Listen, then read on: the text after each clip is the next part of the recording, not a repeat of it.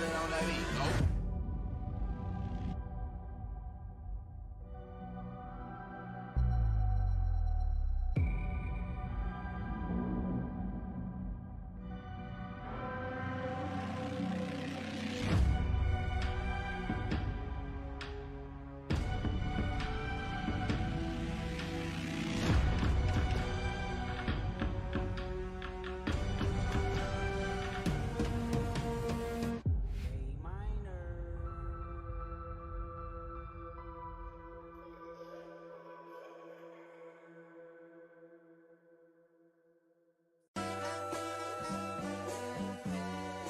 Put it on that beat, go.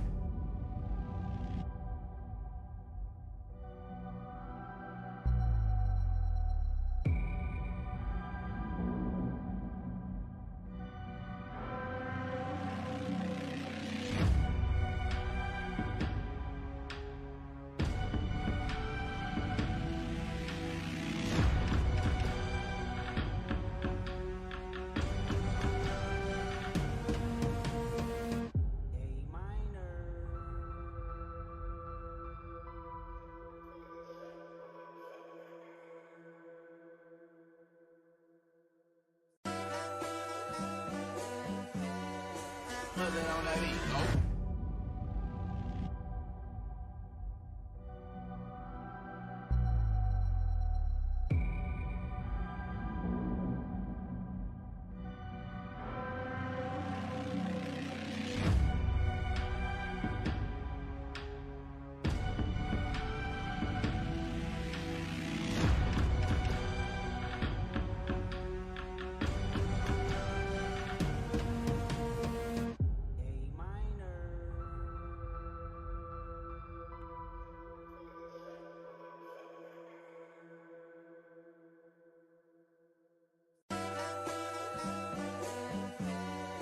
Put it on that beat, go.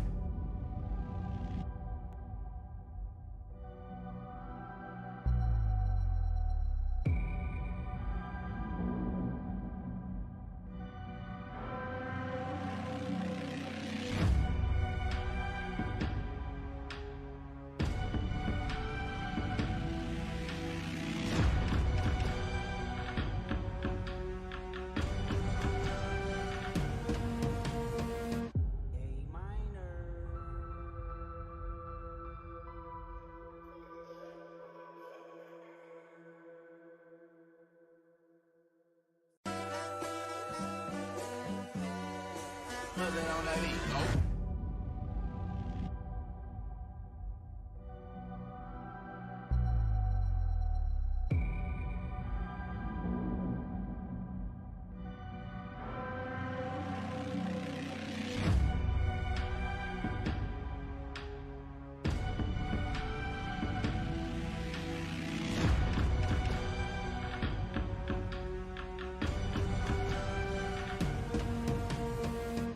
A minor.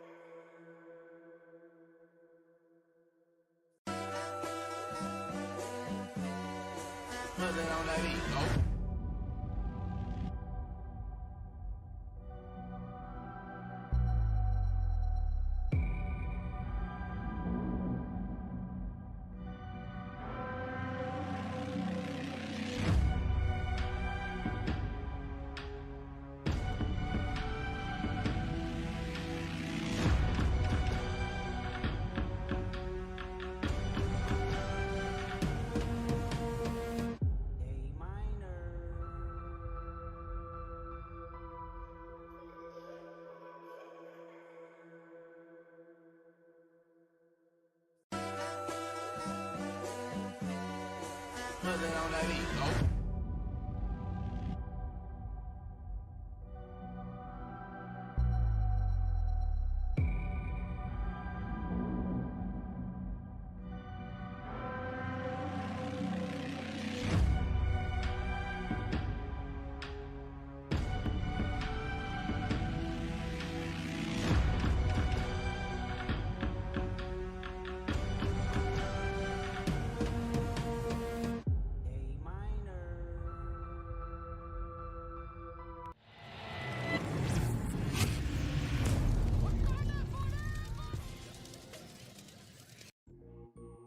What's going on, future fellow Baconans? Welcome into Wayne's Domain. I appreciate y'all for the Sound of it, them.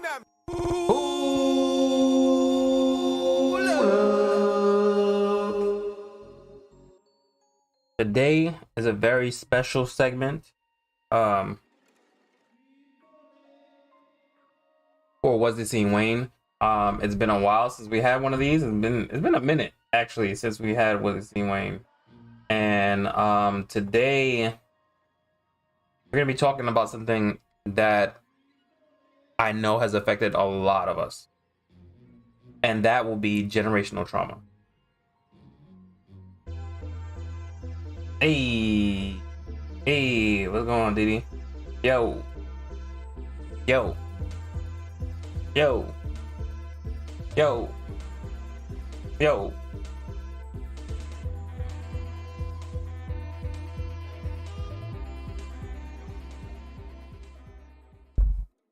What's going on? Welcome in.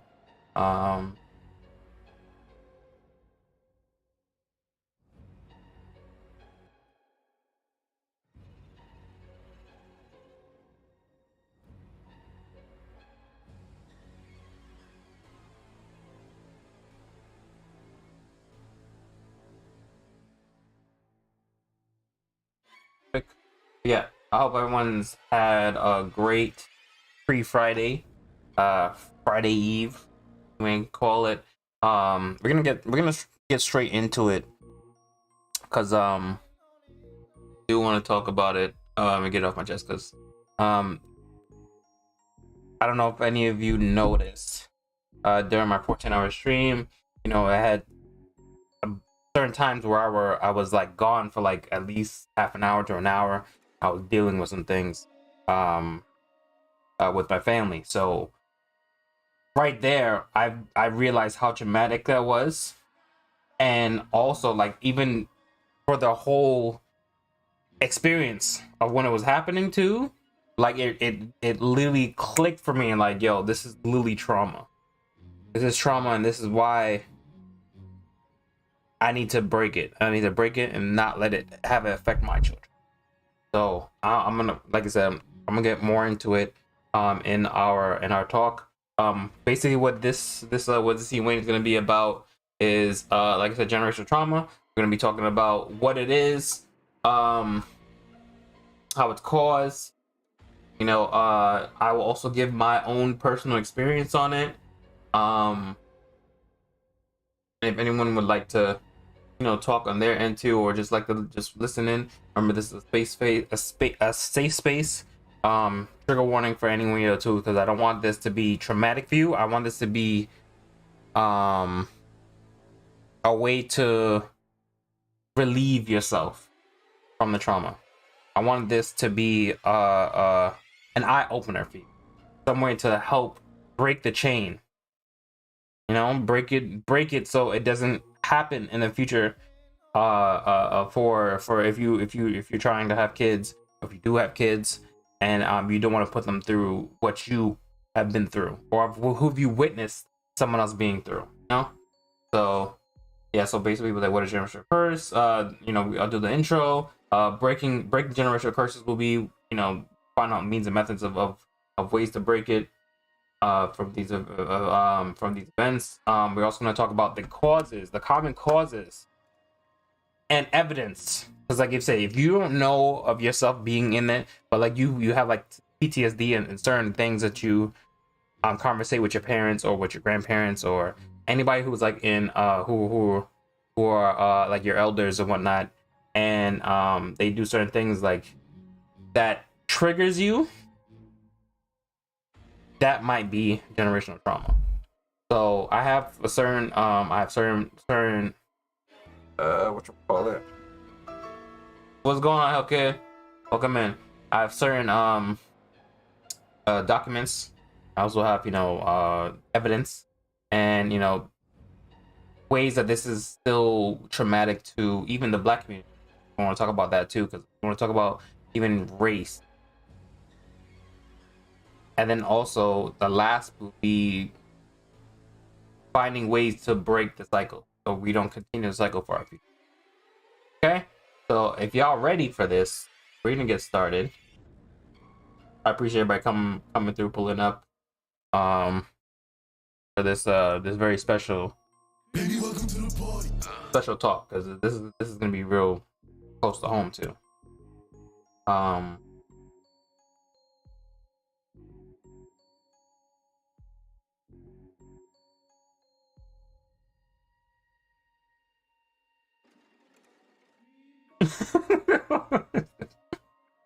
Okay, why that face?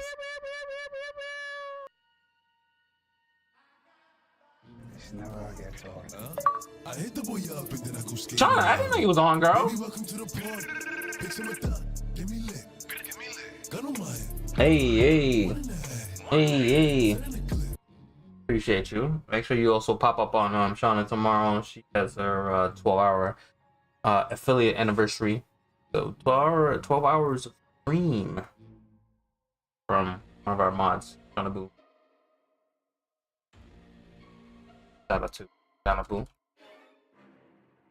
For her present. I'm a bad little bitch and I'm sitting like a Barbie, hips, lips. I'm Cardi on the spit, hello,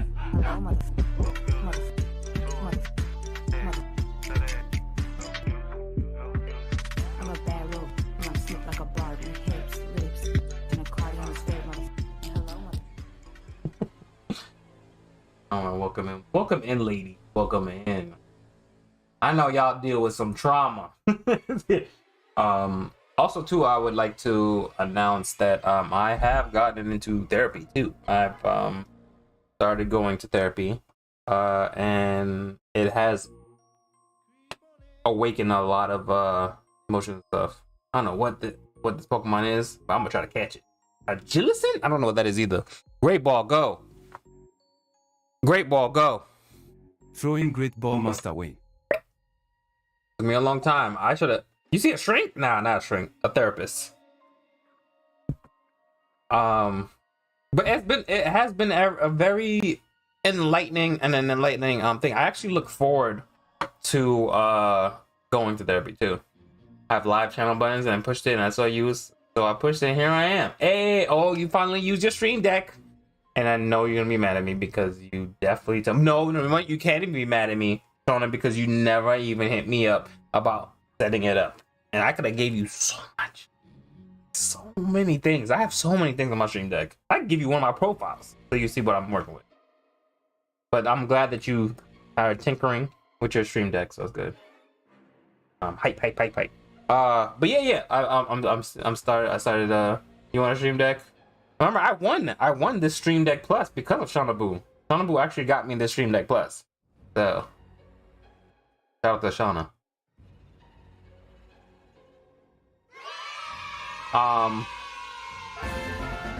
Hey, Didi, we called him.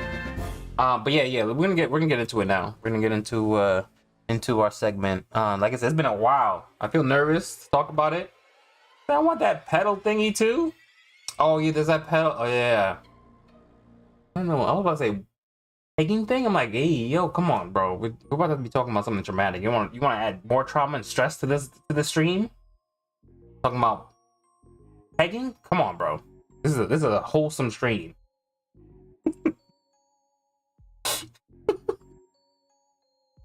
All right. Let me get all this out so we can be serious. Oh yeah, this is also brought to you by. He's like, get your mom damn gutter. Brought to you by WaynexEnterprise Gourd. If you're thirsty, drink like you're in Wukong.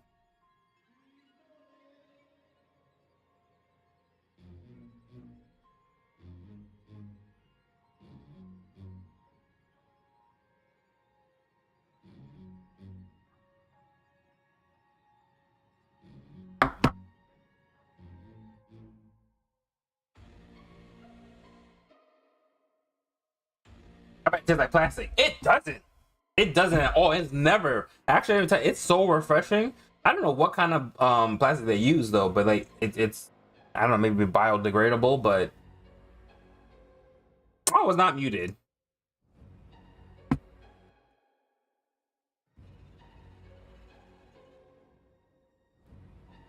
You heard everything I said.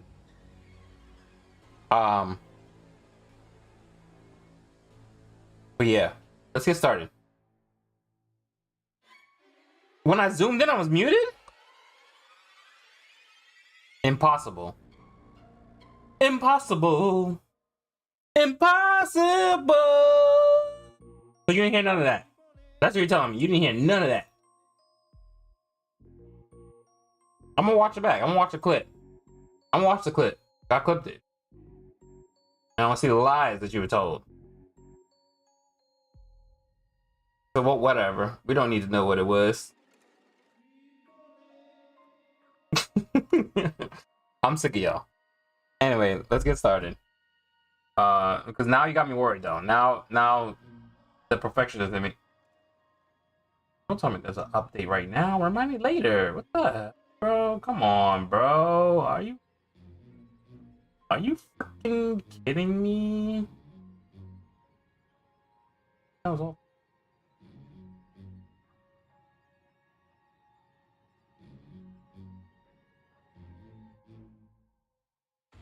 I didn't update it yet.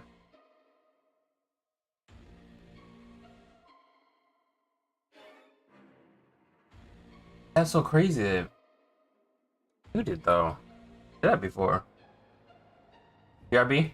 No, did he know? I'm about to start this stuff. Ah! All right, Diddy. We'll see you soon. Not too much. Where you going? All right, let's start. Let's start for real. All right, let's get started.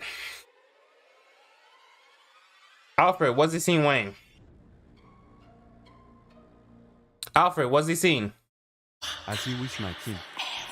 Wakandans, we are heading over towards the scene, Wayne. Please enjoy the latest segment. Welcome, future fellow Wakandans, to What's the Scene, Wayne. This is your king, WaynexEnterprise, the X is silent. And today our topic is generational trauma.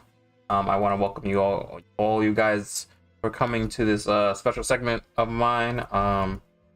Yeah, it's about to get real. Yes, it is. So trigger warning to anyone. Like I said, this is a very safe space. If you would like to speak your piece or speak your truth, you are more than welcome to, either within the chat or even the Discord, where we'll be open and speak your truth in the Discord. So I'll be open if anyone ever wants to come in. Right now, I just mute myself. But yeah, like I said, who want to share their tales? Yeah. So anyway, if you're interested to do that, like I said, a safe space. Oh no, 2 flights. A lot. But yes. What's it seen, folks? Welcome to What's it seen, Wayne, where we focus on mental health and the dilemmas, situations, and problems that happen around us in the Twitch world, social media, and media. So come through and talk with us on our topic, generational trauma and ways to break it.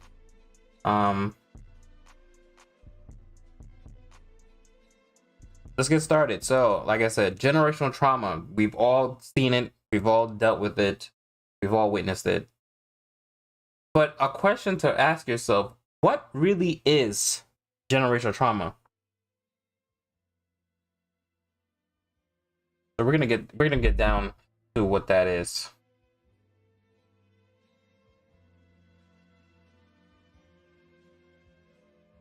So, what is generational trauma? Let me know if you guys can see it and you can read it from this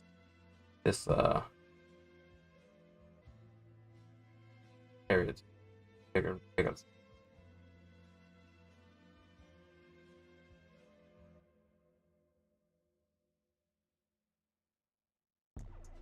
You know, you don't need to see.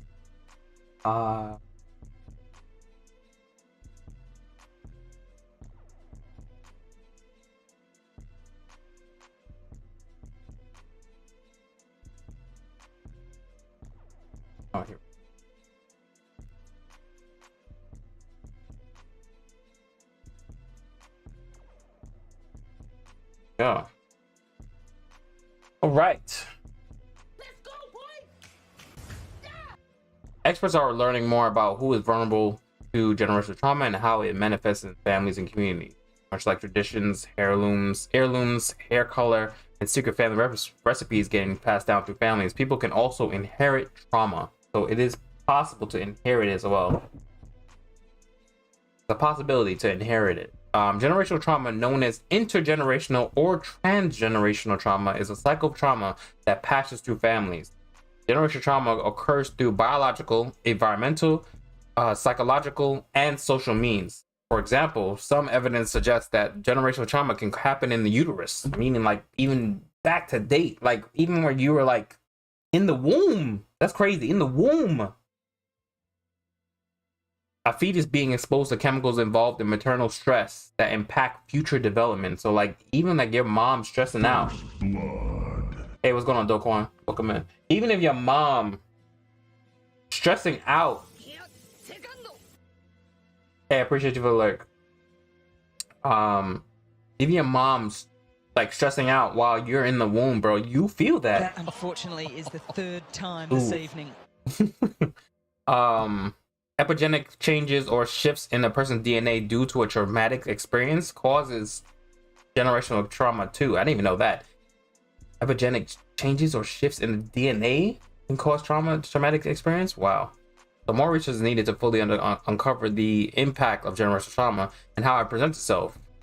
So we can read on more of what generational trauma is. So before we can understand it, here we'll look at the common causes of generational trauma. So I have the common causes right here.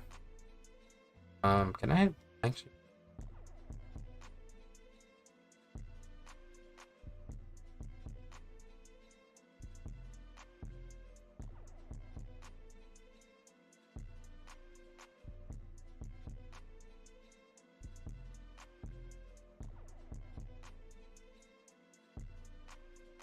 There we go. All right, causes of intergenerational trauma. Like, remember, it can be called generational trauma, intergenerational trauma, and transgenerational trauma. Now you're good. You go for me. It's all right. I was first. You forgot to press the button. Different causes of trauma: domestic violence, war, natural disasters, racism, abuse, oppression, genocide, and slavery. All those can be seen as intergenerational trauma.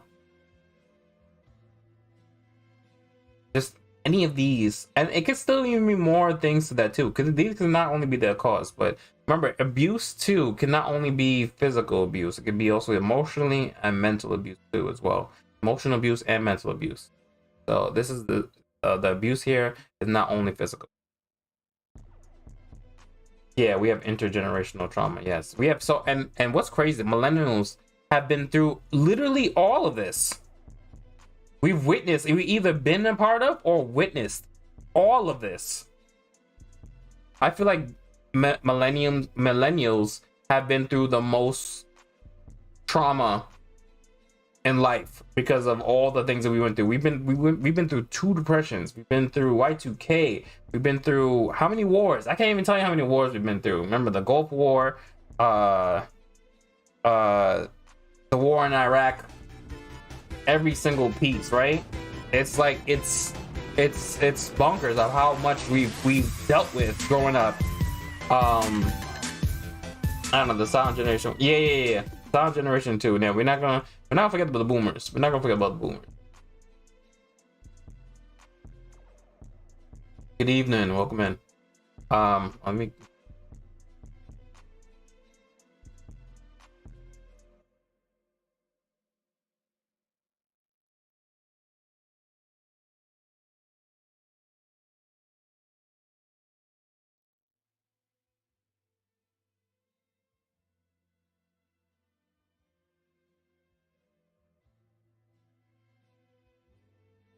Yeah, so I mean, like I said, I'm not knocking anyone for anybody's trauma. I'm not knocking any generations that they've been through. So like just saying that we all have dealt with some type of trauma. So understanding trauma. This is what we're going to get into, right? Understanding it. Trauma is a response to a devastating event resulting in adverse physical and emotional outcomes. Traumatic events may include abuse, discrimination, natural disasters, racism, and war. Generational trauma is trauma that extends from one generation to the next. It begins when a group experiences a traumatic event that causes economic, cultural, and familial distress. In response, people belonging to that group develop physical or psychological symptoms.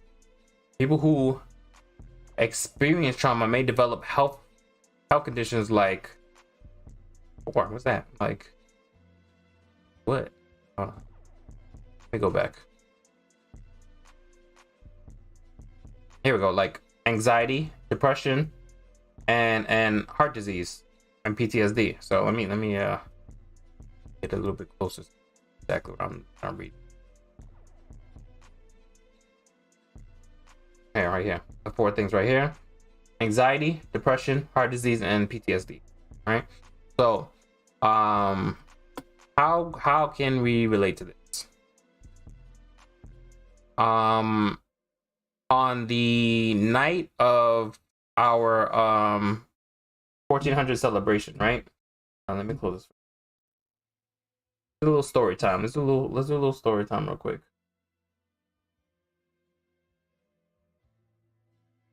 About to open up a little bit to you guys right on how this, and like I said, when I came back on, like, you know, I act like nothing happened, but inside I was in shambles.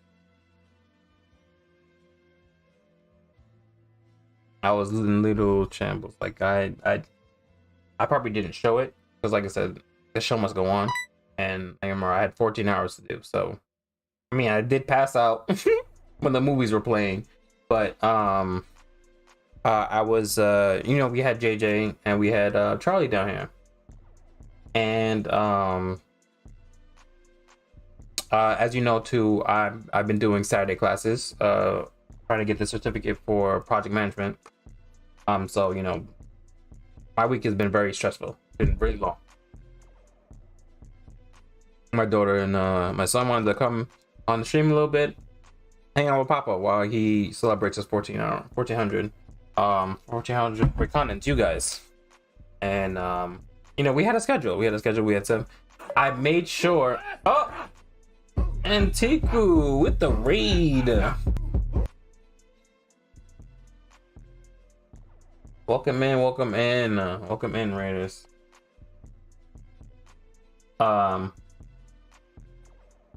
Appreciate you for the raid. Welcome in. We're just talking about right now we're going into generational trauma. I'm just going off of traumatic events that I had very recently. So, oh wait, Alfred, we got guests. Welcome to Wayne's Domain. I am Alfred, Wayne's attaché and butler. Please enjoy the stream and make sure you follow for more. Appreciate you for the pull up. Yeah, appreciate you for the pull up. I'm doing all right. I'm doing well. So, like I said, I'm just opening up a little bit of what happened not too long ago. We had a 1400, stream, celebration stream. You know, I let my parents know that I'm gonna be doing this. Incoming ad. Please wait momentarily. And we got ad too as well. May not hear you. Thank you, Wakandans, for your patience. I told my parents in advance, because we do share a basement. We share a basement where I do my streaming content, and my mom does her business on the far end of the basement, right? So in advance that this is very important to me. 1400 followers, 1400 Wakandans, like this is a big deal. I'm just mindful that I'm gonna be doing it, so it's gonna be loud. I told her it's gonna be loud, so just be mindful. So like I said, I came back from Saturday class, looked around. There was literally no parking, really, right? So there was no parking, and I parked in the driveway. Because my parents were gone for the weekend. They told me they wouldn't be back until like late Saturday or something like that. Or and like my sisters told me, oh, they might come back Sunday morning. Whatever. I told them, like I said, to let them know about the celebration or whatever. Cool. So, we having the stream going well. Me and JD's dancing, Big as the what? Big as the what? Yeah. You know, Charlie's you know, hyping us up in the corner, sitting on the couch next to me. So I think it was about maybe right before we were gonna start the game show that my mom came in, and I luckily, you know, I have the stream deck. I can easily mute whenever they come. I always mute before they come in because they're always loud when they come inside the house. And then knowing that I'm streaming, ads over, great, thank you. So knowing that I'm streaming, like they still come in, you know, loudly. But like, you know, whenever I do that, but you know, I show respect to my parents too. Like when my mom is having her meetings and stuff like that, I'll come in quietly, come down the stairs quietly, not make any noise. Not, I would like the same respect too. But you know, whatever, I deal with it. Which comes in yelling and screaming, like real vex about me parking in the parking spot. She's like, you know what's coming home? I'm sick of this shit. Da da da. Yeah, right. The parents don't get that part, right? And like they don't get it. Like this is a business for me. I told you this is a business. Like, I'm sick of this shit. Da da da. I'm saying this in front of Charlie and Jiro, both of them. One thing we do, we don't curse in front of Charlie. That's one thing we don't do. We show Charlie we like this is safe space. We don't have to do this type of things in front of Charlie, right? Because that's not how we want our children to grow up. Hey Milo, welcome in. So yeah, she's coming in yelling and hollering about the parking spot. Bro. It was like, it was not even that serious. You literally could have called me and said, hey, we're on our way. Can you possibly find park? Can you go find park? You know, it's a long day or something like that. Easily could have called me or text me and sent me that, because my phone's always on me. Yeah, why I dipped. Yeah, so it just happened this morning too. Parents love rules, but not for them. Facts, bro. 100% facts. Yeah, I want to make rules, but you don't want to follow them. So I paused it right. Yelling about this thing is like, yo, I'm so sick of y'all. Da da da. Yeah, saying all this bare foolishness. My daughter's right there. Me, I'm so used to it. This is why I believe that it's generational trauma. I'm so used to her bickering and complaining and just being miserable that I just came to just ignore it. Like where it's just white noise to me. So it doesn't bother me at all. So at certain ages, parents don't really care about the rules, unfortunately. And something by be happening to me during D&D, right? Like it's not. This is our passions. These are our things. It does sound like you're trying. You tune it out so it won't affect you. And that's what it clicked that same day. That's anyway. So continuing on, I ignored her. This is why I ignored her, right? Ignored her. My daughter, I guess she was surprised by it because I didn't even notice. This is the thing, is that I tuned it out so much I didn't even notice how it affected, you know, Charlie or Jiro. That's how tuned out I was. Yeah, right in front of baby girl. Damn, yeah. So this is how I didn't know at first, right? Because Charlie took it in stride, right? She went, "Oh, hi, grandma. Oh, your dress looks so beautiful." And she goes, "Oh, thank you, Charlie." She said, "Thank you, Charlie." I guess she's like, you know, trying to de-escalate it. She, like a six-year-old de-escalating the situation is crazy. That's crazy, right? I mean, sorry, not to use the word crazy. I've learned not to use crazy. That's like mind-boggling that she tried this de-escalate what happened. And so, you know, my mom's still like kind of like talking under her breath, whatever. So then Charlie goes upstairs. She's like, okay. She didn't even say anything to me. She went upstairs. And Jiro actually followed behind her. Jiro had followed behind her. Leave it to the little ones, right? The child shouldn't be trying to fix them. Yes, facts, Mila. Facts. Words are hard, pimp. We get you, yeah. So she went upstairs, and as I'm continuing, because you know she's finished, she's talking about all her thing in the back, right? So I think maybe like 10-20 minutes maybe passed, or 15. I can't remember how long it passed, but Tony came downstairs, and then that's when I paused again because Tony came to talk to me, and she was like, "Charlie's crying." I said, "What?" I was like, "What? Why? What happened?" And she was like, "Oh, well, you know, she came upstairs and she said she didn't like how grandma was talking to daddy." So right there, that put a fire under me, because you know, when it comes to it, I don't care how people talk to me, but when it comes to my children, I don't play about my kids. As she said that, I was like, "Guys, I have to deal with something. I'll be right back." Pause that. Is that one thing about children's POV is that they'll mostly just tell the truth exactly how it is, facts. Or the broke, yeah. And that's when I had paused it, and I called my mom out right there, right then and there. I called her out. I said, "What you did right there was unacceptable. You made Charlie cry, because she's never seen a side like you like that." See, I've seen it, and I don't care about it. But for you to do that was unacceptable. And what was I said? I said it was unacceptable. I can't remember, because like I almost seen red of how mad I was, how disappointed I was in my mother, because it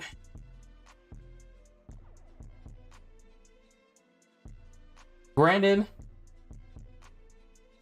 I don't always park in that parking spot. I don't.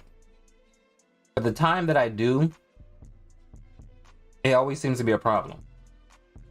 God blame you were hurting for your child because you've been there. Yes.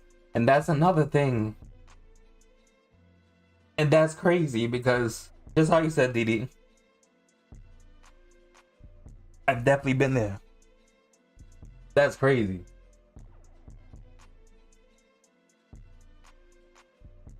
You've been there with your mom and your kids. It sucks.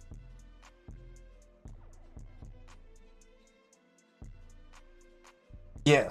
So when it comes to my kids, I don't play about them. Not at all. So even my mom will get it. So I told her, you know, it was unacceptable. It can never happen again. You can't do this. I don't care what you say to me. You don't curse in front of my kids. Ever. So she apologized. She's like, "Oh, I'm so sorry, Charlie. Charlie, I'm so sorry." Something, because Charlie was already gone. So I don't even know if she heard the apology, but she was already gone.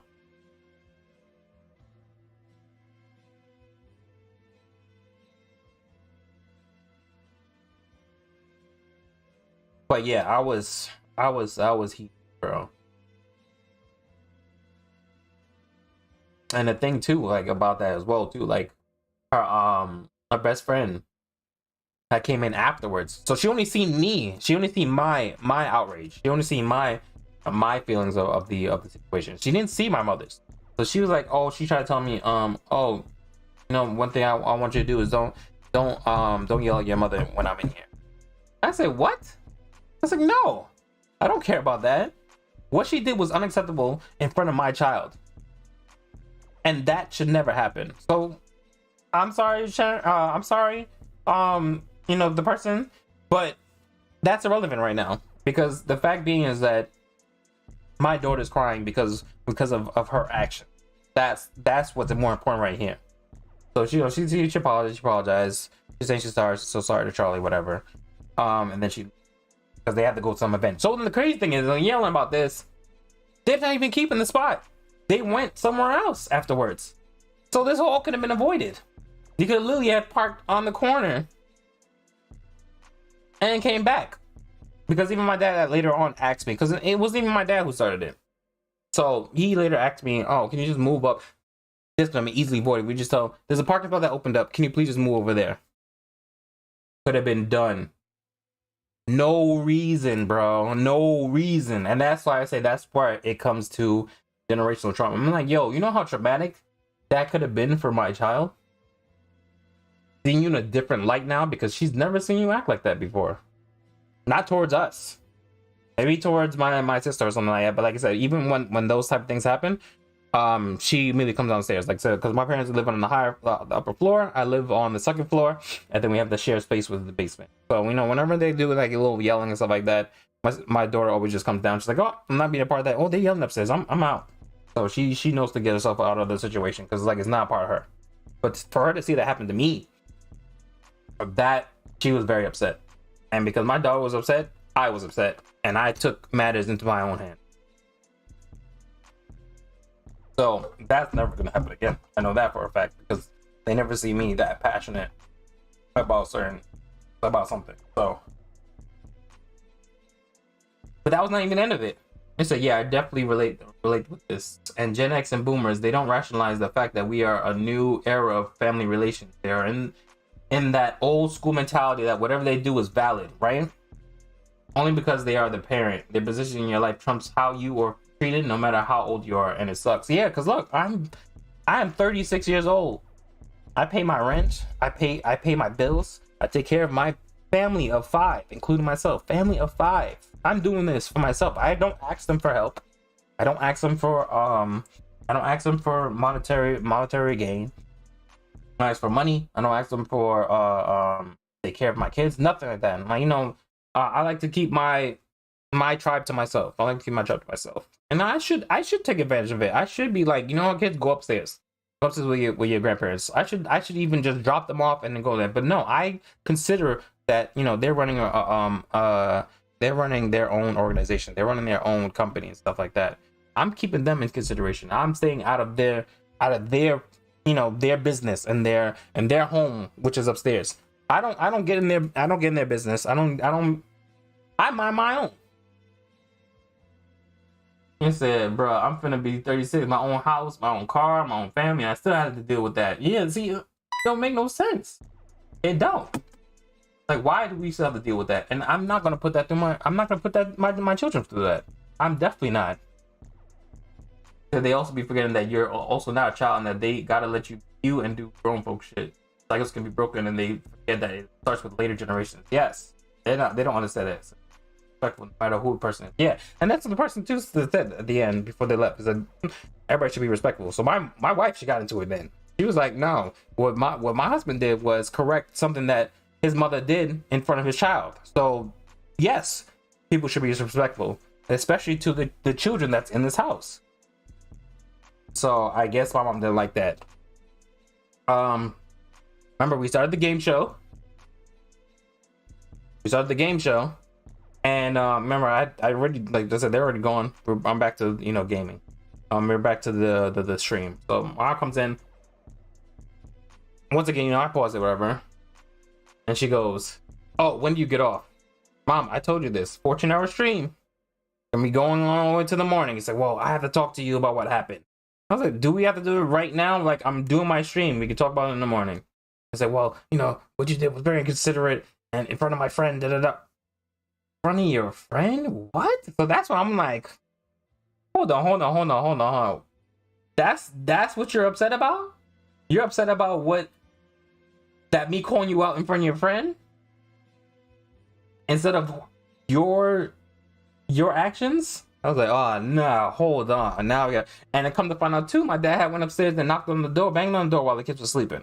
Banged on the door to tell Tony to come downstairs too to have a talk. A talk for what? Come to find out, they were saying, "Oh, we didn't like how you talked to your mother in front of her friend." I was like, "Well, I didn't like how she talked in front of Charlie." And like, this is what you call me over here for, to talk about this? It's like what mommy did was inexcusable and unacceptable. I said boundaries. I know contact that lady for however long it takes my mother to apologize. I don't care. I love her and we'll do anything for her. But I'm grown at the end of the day. Same boundaries. Yes. So this is what we have done, is we've created boundaries because of it.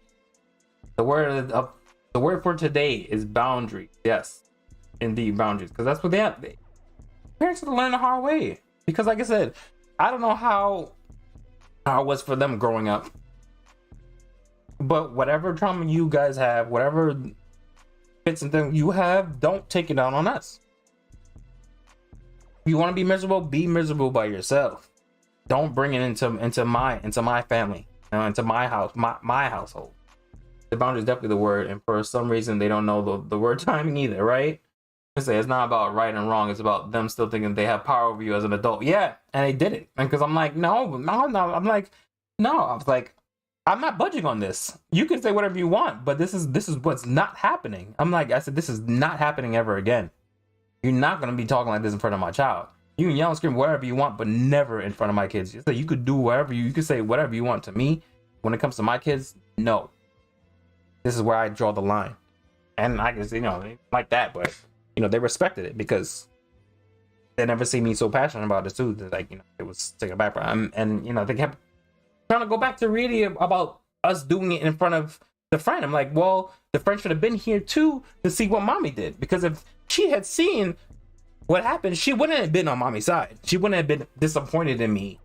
Did you say I cared that she was disappointed in me? No, I don't care, because like I said, my child comes first. My child over everything. Point blank, period. They forget that their representation from other people doesn't make their behavior okay, especially when they know that their behavior is incorrect. My mom's the same way. Yo, see, like it's their mindset. It's their mindset, and I feel it is too, because that sometimes they have to do it by themselves.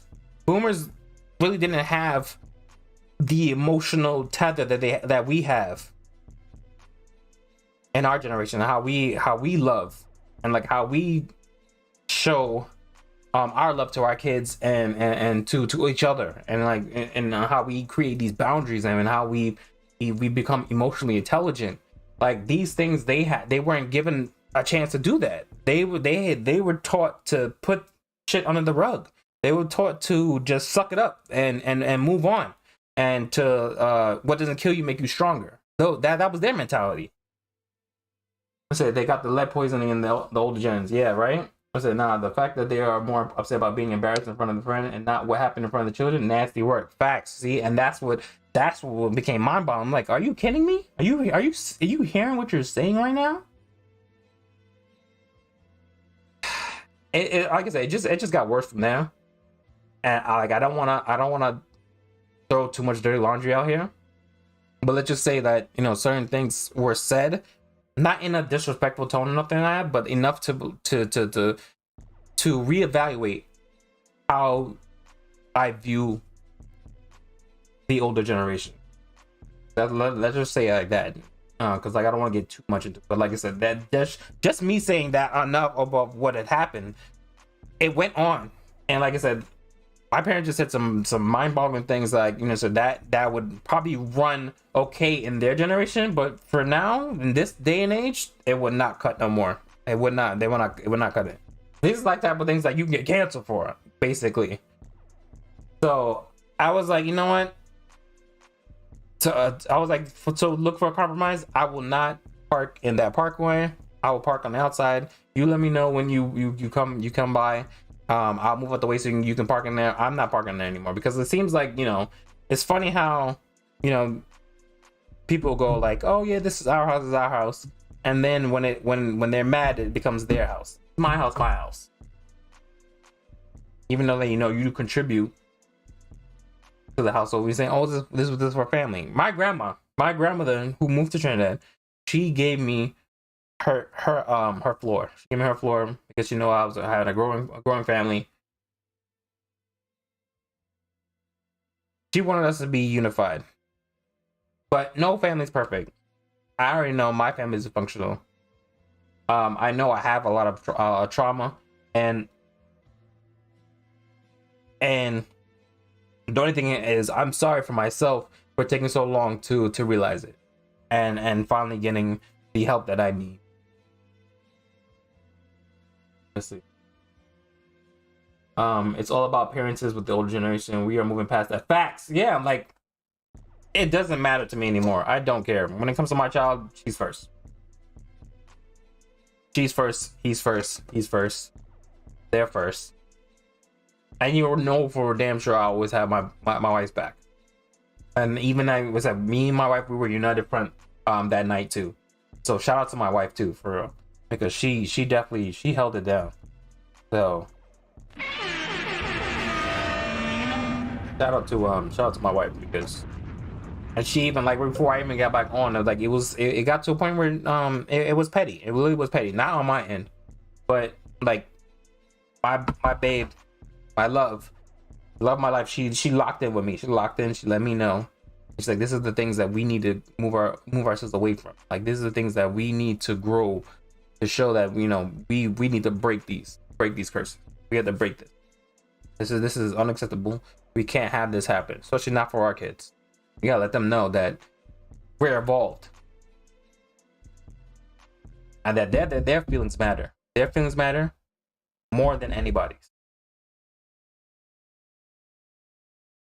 They sacrifice a lot in their time, and sometimes I feel like it's a little bit of envy when they see us doing what they wish they could have done. Thus, the generational trauma and generational anger. Facts.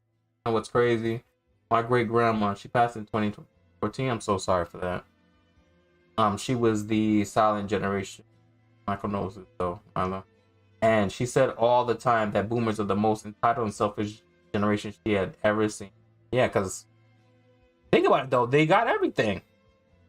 My parents got this house 30 years ago. Well, my grandma got this house 30 years ago. But like, I think it was like, I want to say 200,000 back then. Now the value for this is like 1.5 million. For me trying to get this house now, I need to put down what, 10% of 1.5 million. I don't got that kind of money right now. I can make that kind of money, obviously, but I can't do that right now. I can't buy this house for my parents of how much this costs. It's ridiculous how inflation is now. Like, money that I've made now, if I made in the 90s, I'd be comfortable as hell. I'd be streaming so much more. I could basically, I could have saved money. I could have probably worked for like maybe like 10 years and then just retired, bro. That's how much money, if I was making the same money I'm making now and I did it 10 years, I could have retired and just streamed for the rest of my life. It's a whole new world for all of us all the time. It's hard to even imagine one person has all the knowledge capable of leading a utopian household. Things in this world are far from perfect. Every day is a gift and a struggle at times. Peace and love upon you, Wayne. Yo, I appreciate you, hell kid. That was kind, bro. I appreciate that up here. Actually, let's put that in the quotes. That was enlightening. Gotta put that also low key here.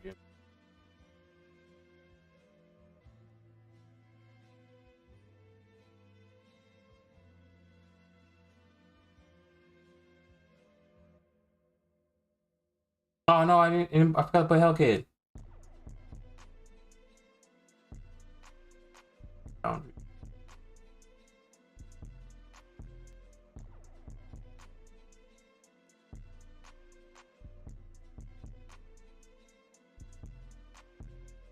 Yeah, like I said, the entitlement, bro. It's like, and it has to be through trauma. Like I said, I don't discredit my parents, because like I said, they were the foundation of me looking up to marriage. Like I said, they've been together for 37 years. 37 years of they've been together for marriage. That's not even including them being dating, actually. So that was crazy too. My mom said she dated somebody from was it Jagged Edge, or was Cisco or Jagged Edge or something like that? Like, he was dating somebody from was talking to somebody from there. I'm like, wow, my mom was really bagging niggas for real. That's crazy. But yeah, like I say, I big up to my parents of what they built. What they built throughout these years. You know, she has her organization that's been around for almost like 18 years. They both got their masters. You know, they both did a lot for themselves, and you know, they get a lot of recognition from, you know, NYPD, from Department of Education, from different organizations, you know, with autism and special needs and stuff like that. So I commend them on that. But like in this household, like some of the shit that they say is bonkers. Just know, millennials, we are not them. We are trying to do better than them, and hopefully Gen A, hopefully we'll do the same. Yes, hopefully Generation Alpha. And I can't remember. Our kids are an alpha. No, I know EJ is an alpha. I think because he was born in 2006. So I is it Gen X? I think my daughter is Gen X then. Right, all of this. Did I miss anything else?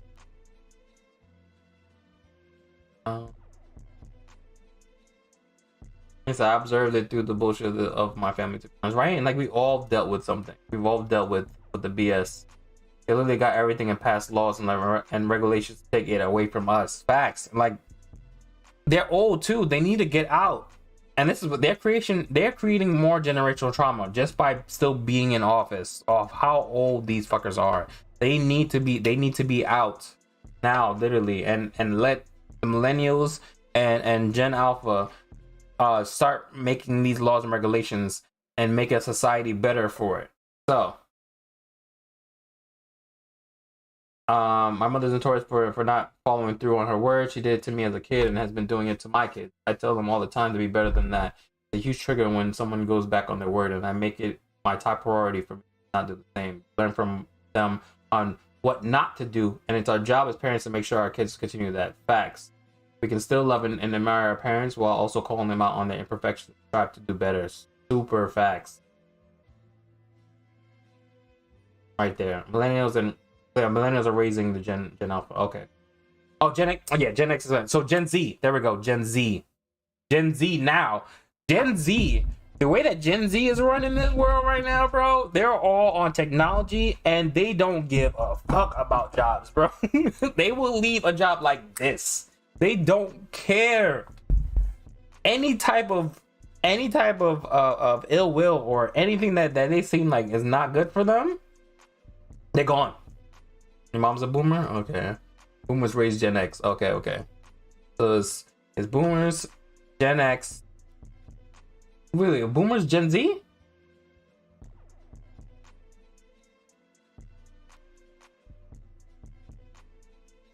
Okay, Gen Z is after. Okay. All right, so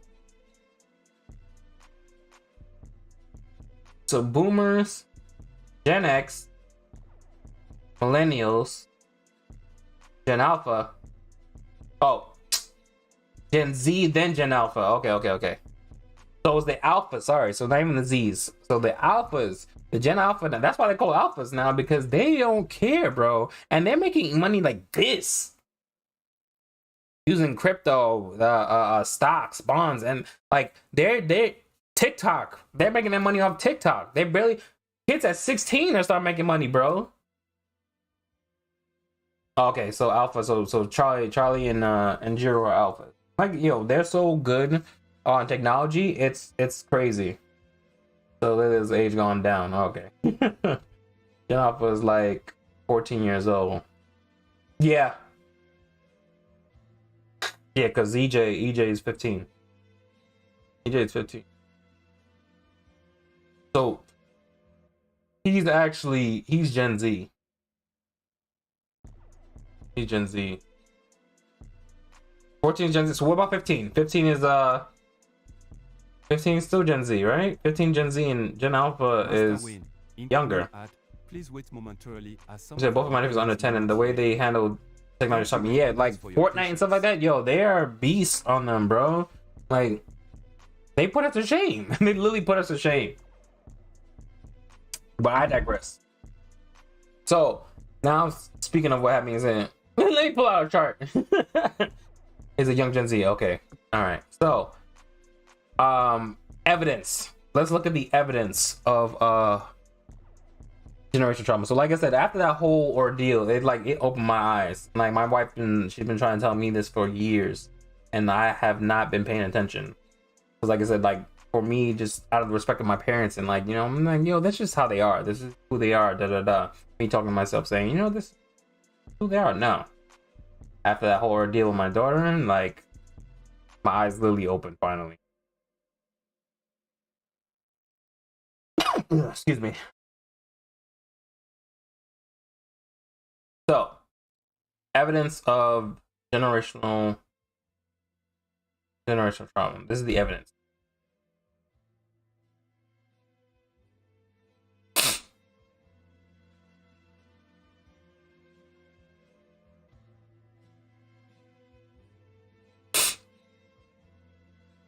All right, there we go.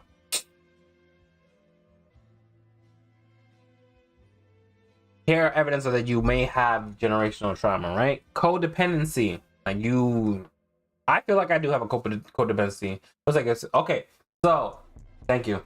I appreciate you. Gen X is 44 to 59. Millennials are 43 to 28. Gen Z is 12, 27. And Gen Alpha is 0 to 11. Okay. Okay. And then the boomers are 65 plus. 60 and up. Okay. I don't know why I went in reverse order for all those people. It's all good. We understood. I understood. Here we go. So evidence of generational trauma. Be codependent, meaning like you are dependent on someone else to get things done. I do feel like I have a lot of codependency. Even though I am the man of the house and the man of my household and everything, and I'm the father, and the husband, that's supposed to lead. I still do look for dependency on certain things. And like I said, this has to be through trauma, because like even though like my dad was around, stuff like that, I still had to learn things on my own, like came to sex and stuff like that. I had to learn that on my own, because they really don't talk about stuff like that. We didn't talk about those type of things, or opening up about my emotions, how I'm feeling, like how I was always angry all the time, or how I was sad all the time, stuff like that. I wasn't able to talk about it. I would just indulge myself into anime and video games. That made me feel better. I remember Gen X being advertised so heavy on MTV when I was always a kid. Damn, they old as fuck now. Hypervigilance meaning like you try to do a lot by yourself. Yeah, hypervigilance. That's another sign of evidence of generational trauma. Unhealthy attachment styles, meaning being toxic. I'm talking about you. Your toxicity in relationships.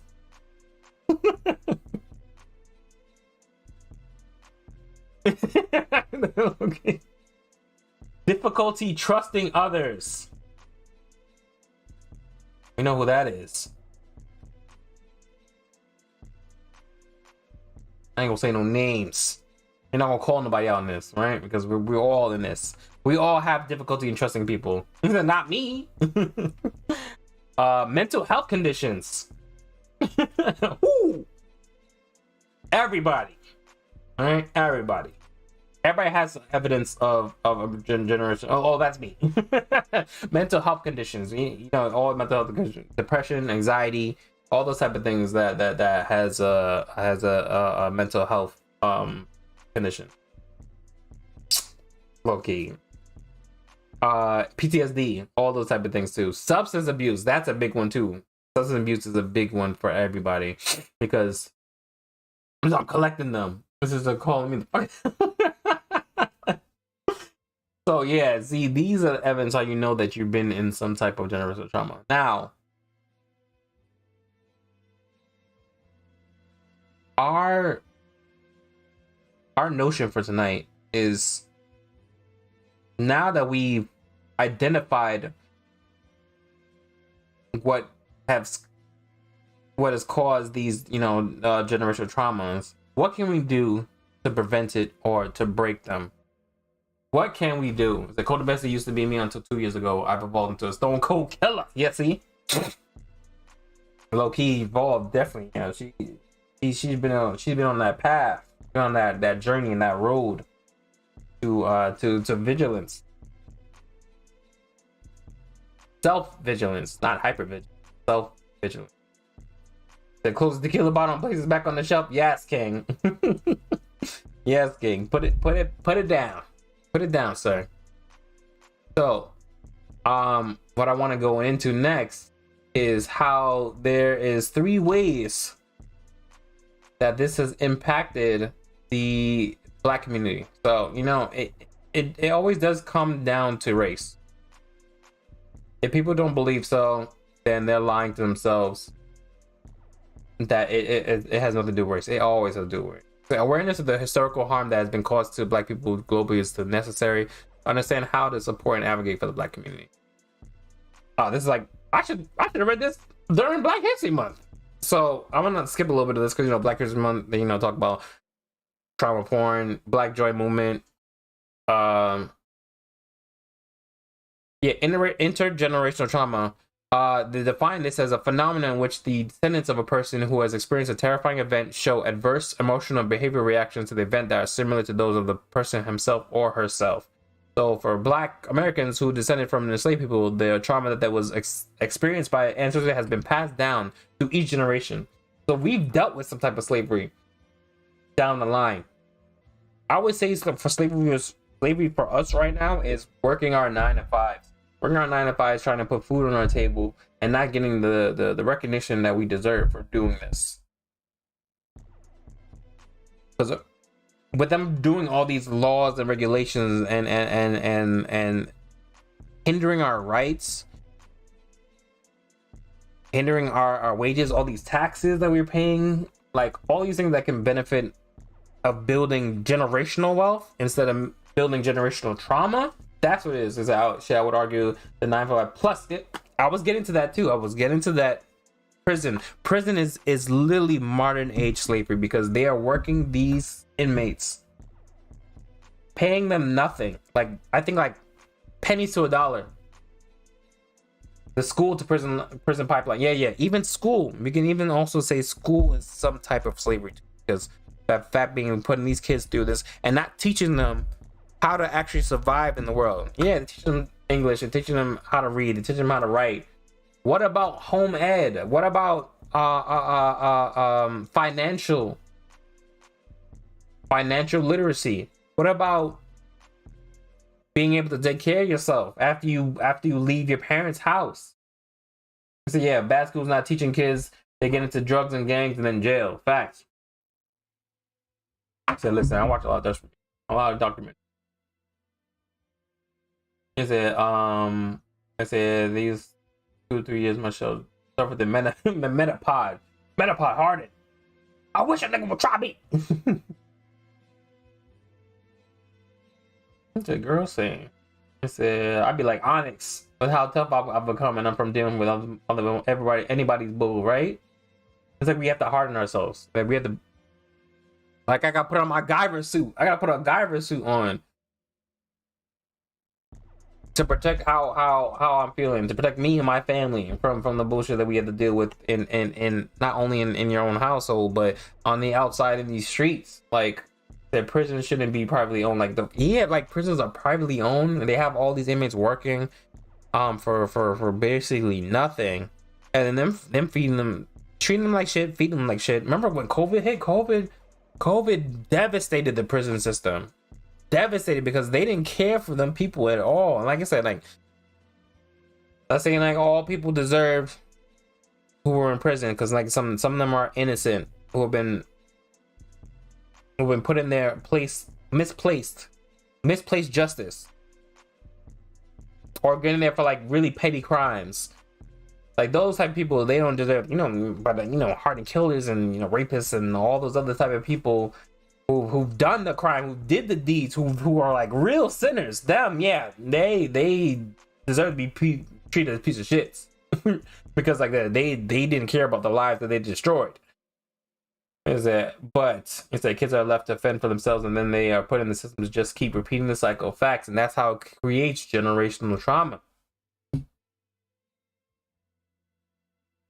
So self-esteem, that's one of the generational traumas. Look, self-esteem too, like when people bring you down, when they don't want to see you doing good, they try to destroy your self-esteem, and that's generational trauma right there, because you haven't that destroyed. Sometimes you bring that trauma onto someone else, you inflict it onto someone else, not even just your children, but they're like your best friends or your family and stuff like that. Like you you inflict your own pain onto them. So you're saying if they can do it to me, I can do it to somebody else. That's how some people usually see it, and that's like how it shouldn't be. Oh, actually, you know what? Sorry, guys. I was looking on YouTube too. I didn't make sure that. Oh yeah, no numbers.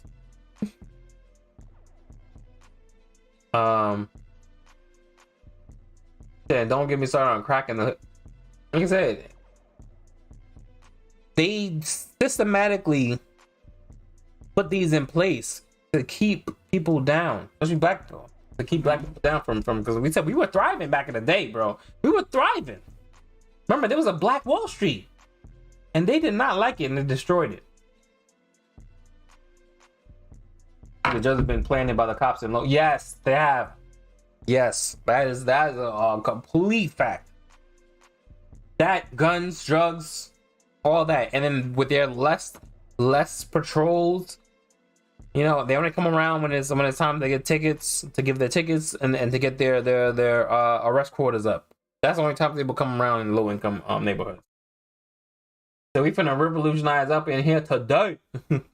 But yeah, self-esteem, keeping you down, you know, even like images on TV and stuff like that. Like the way that they would show, like, oh, if you're not skinny, or if you're not brolic and strong, you're nothing. You're worth nothing. If you're not handsome, if you're not a 10, you're not gonna get in places. You're not gonna get nowhere. You don't have pretty privilege. Yeah, right. The Lovecraft Colony.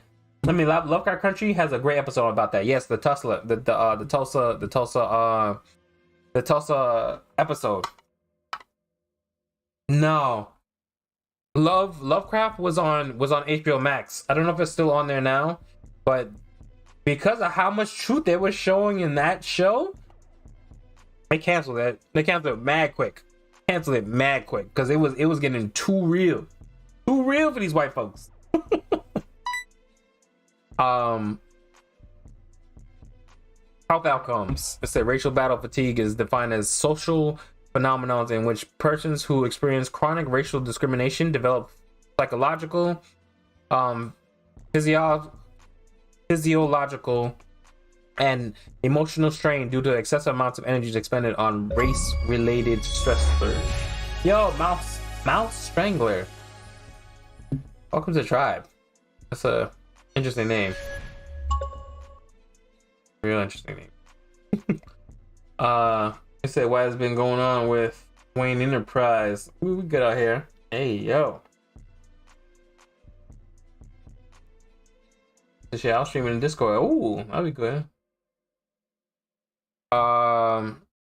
The racism is assorted with many negative health outcomes, as we know. Higher stress levels, risk of high blood pressure, hypertension. These type of things you can get. Even young adults aged between 18 and 28 who have experienced discrimination were more likely to experience. What? I forgot I had that on. Huh? Why did it play? How many mics now? I don't know why it's playing. Are they trying to make us revolutionize and revolt right now and whoop some ass? Chill. We're just talking about trauma and how to break it. Not to be violent like Malcolm X. Let me enable that.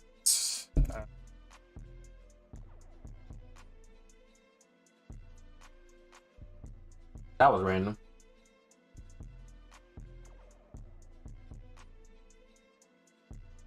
But yeah,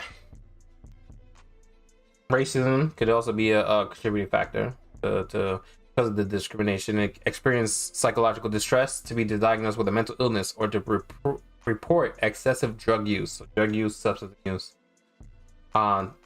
Disparities in healthcare access, food deserts, and environmental racism exacerbate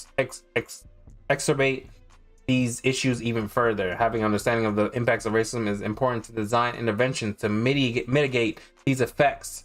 There should be support systems in place to provide greater accessibility, as well as tools for stress reduction and stress management. And internalized oppression.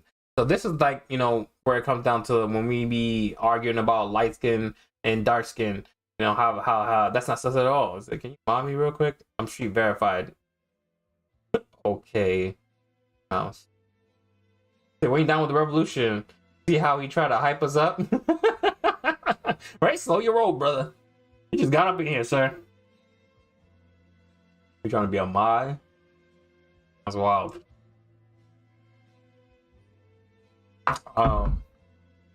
Internalized oppression. So that's like, you know, hitting us one against one another. Hey, appreciate you for the biddies. He wild. Yeah, it's like a whole vetting thing to become a mod up in here. You know, you can't just be no mod nilly willy. What was that just then? Colorism, huh? Yeah, so you know, that type of internalized oppression, that definitely, like, you think about it too, for black people too, like, and even in the community, we only get together when there's like cop violence, not when there's like black on black crimes, not when there's like, you know, excessive drug use or substance abuse or having I'm ready to share my story. I've experienced oppression in here.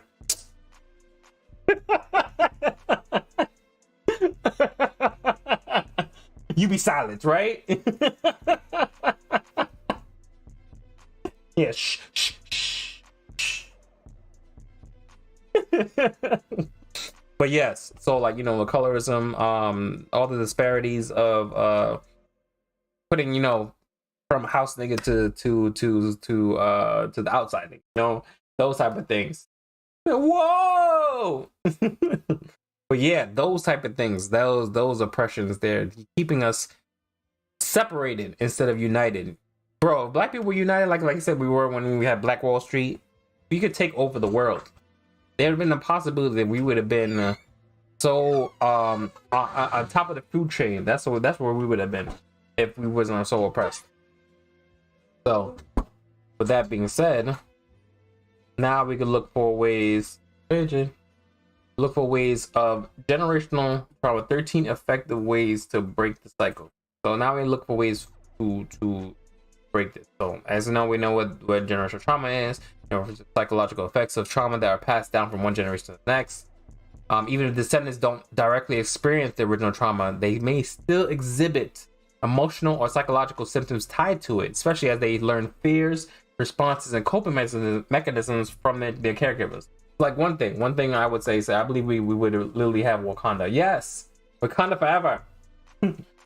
It is possible. Like, we will have that dystopia, that utopia. It is possible to have that utopia if we work together and unify. That's all we have to do is unify. And then they're scared. They're scared of that. Literally, the government is scared of black people just unifying. That they've done everything in their power to keep us down because they see the strength that our ancestors had. They see the strength and they were scared of it. That's why they kept them down. I mean, if there is a Wakanda, we wouldn't know about it. Because the government would definitely hide it. They would definitely hide it. Now we would have world domination like what Michael B. Jordan wanted for us. On that Killmonger vibe, you say, I mean, we wouldn't tell anyone, because, you know, someone would try to destroy facts always. And like I said, black people can't have nothing. We can't have no nice things. And that's so funny. That's a saying. That's literally a saying that we can never have anything nice because somehow someone will destroy it. So generational trauma is sometimes called family trauma, but it can be used to refer to any type of bonded community that experience traumatic events or behaviors, even if they are not directly related. Right? So, you know, what is generational trauma? We know that. Is it real? Yes, we know it's real. The research shows that the effects of trauma can be passed down to children. It's known as transgressional trauma. That's what we have. That's what we have. We have transgressional trauma. It is the white man. I need to reset the bullet. I need my line and my animal emotes back. Hurry up. Transgenerational trauma is a real thing that causes real devastating effects on individuals and their family members. Mental and emotional struggles are often minimized by those who do not experience them firsthand. How do you uncover it? Like I said, it can be in individuals through various symptoms as anxiety, depression, low self-esteem, and self-destructive behaviors. I actually did have a lot of low self. I still feel like to this day I do still have low self. Like, realistically, I feel myself to be a 7.5, an 8 on a good day. Like a 8, to be an 8 on a good day. They say, WaynexEnterprise and me the only parents in here right now? I think so, right? Yeah. I think so. Go ahead. Ask the question as a parent.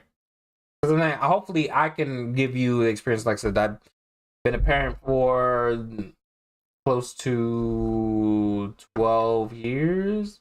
About? 12 years. I can give you some insights. Relationships within a family with generational trauma may involve codependency or unhealthy attachment styles. These attachments can cause dysfunctional family dynamics that can perpetuate the effects of generational trauma. To uncover trauma, you must first identify where the traumatic responses are coming from. So the source of generational trauma, such as systematic discrimination, can be difficult to uproot even after they are identified.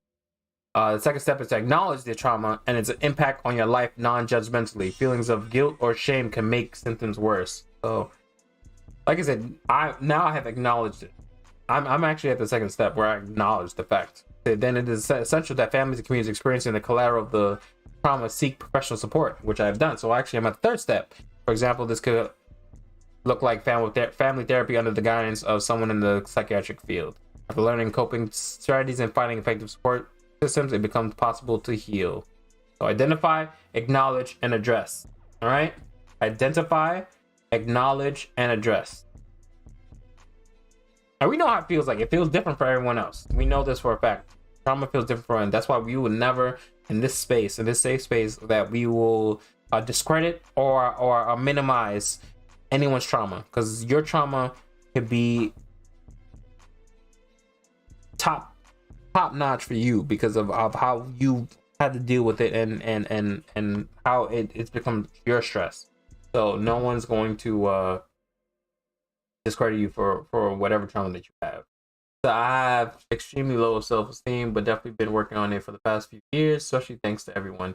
Never realized it, but generational trauma is a reason for it. Yeah, because one thing that we Caribbeans do for real, like what Caribbean people do when you put on a little weight, they really come for you when you say, and they go, oh, look at that, you put on some weight there. They say, oh, you get big.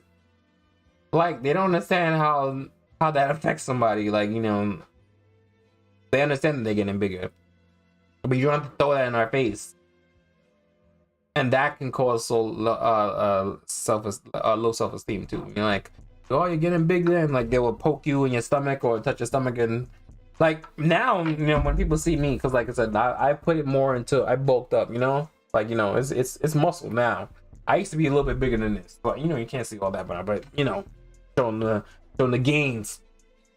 They see me now, be like, oh, Ricky, you're big. You're like, no, but they be big in a good way. Like it's like you look strong. You look. The put on you've been using weights. It's not a little here and there thing. Like see that type of thing. But if I were to put on more on my stomach, they'd be like, oh, Lord, you're getting bigger. Look at that stomach. Like things like that. It could regress me. It could send me into regression of my self-esteem. Thinking like, all right, I already know I got a big stomach, and I got pointed out to everybody, and not even they do it in front of other people too. That's the thing. Loki said, well, our parents never have really sat down and talked to us about our feelings on what's happening in life, good or bad. Never had that freedom to express our emotions. Do you as a parent open the floor to Charlie and EJ to express themselves? Like randomly let them talk out their emotions? Yes. So Tony is big on expressing your feelings and expressing it. So when EJ and Charlie, they get into their emotions or whatever, and they get aggravated or angry or anything or sad, we like to give them the spotlight, give them the time to express themselves, tell them how they're feeling, what made them feel that way, how we can work on how to to come to a compromise if it's something that we did to them, or you know, we also apologize. We apologize too. Like we hurt their feelings or something like that. We definitely have opened up and tell them, you know, I've dealt with something like that before too. Maybe make it into a life lesson where our life lessons are not how our parents' life lessons were. You know, and saying, well, you know, you should never done that because, see, if you had paid attention to what I said, you would have never had that. Would never happen to you. No, we don't do it like that. We actually sit down with them and talk to them and like, you know, we've dealt with situations like that before, and I know exactly how you're feeling, and you know, we want to make sure you know that your feelings are important, and you know, we talk to them and let them know that, you know, they're heard and that we care.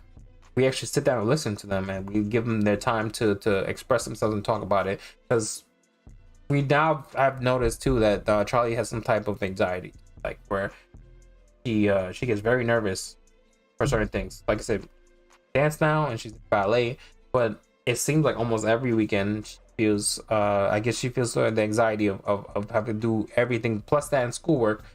So she, you know, has these ailments before school happens, where, you know, it comes to it I don't want to say it's dramatic, but it's to a point where she does make herself sick, almost to the point like anxiety can make you feel sick.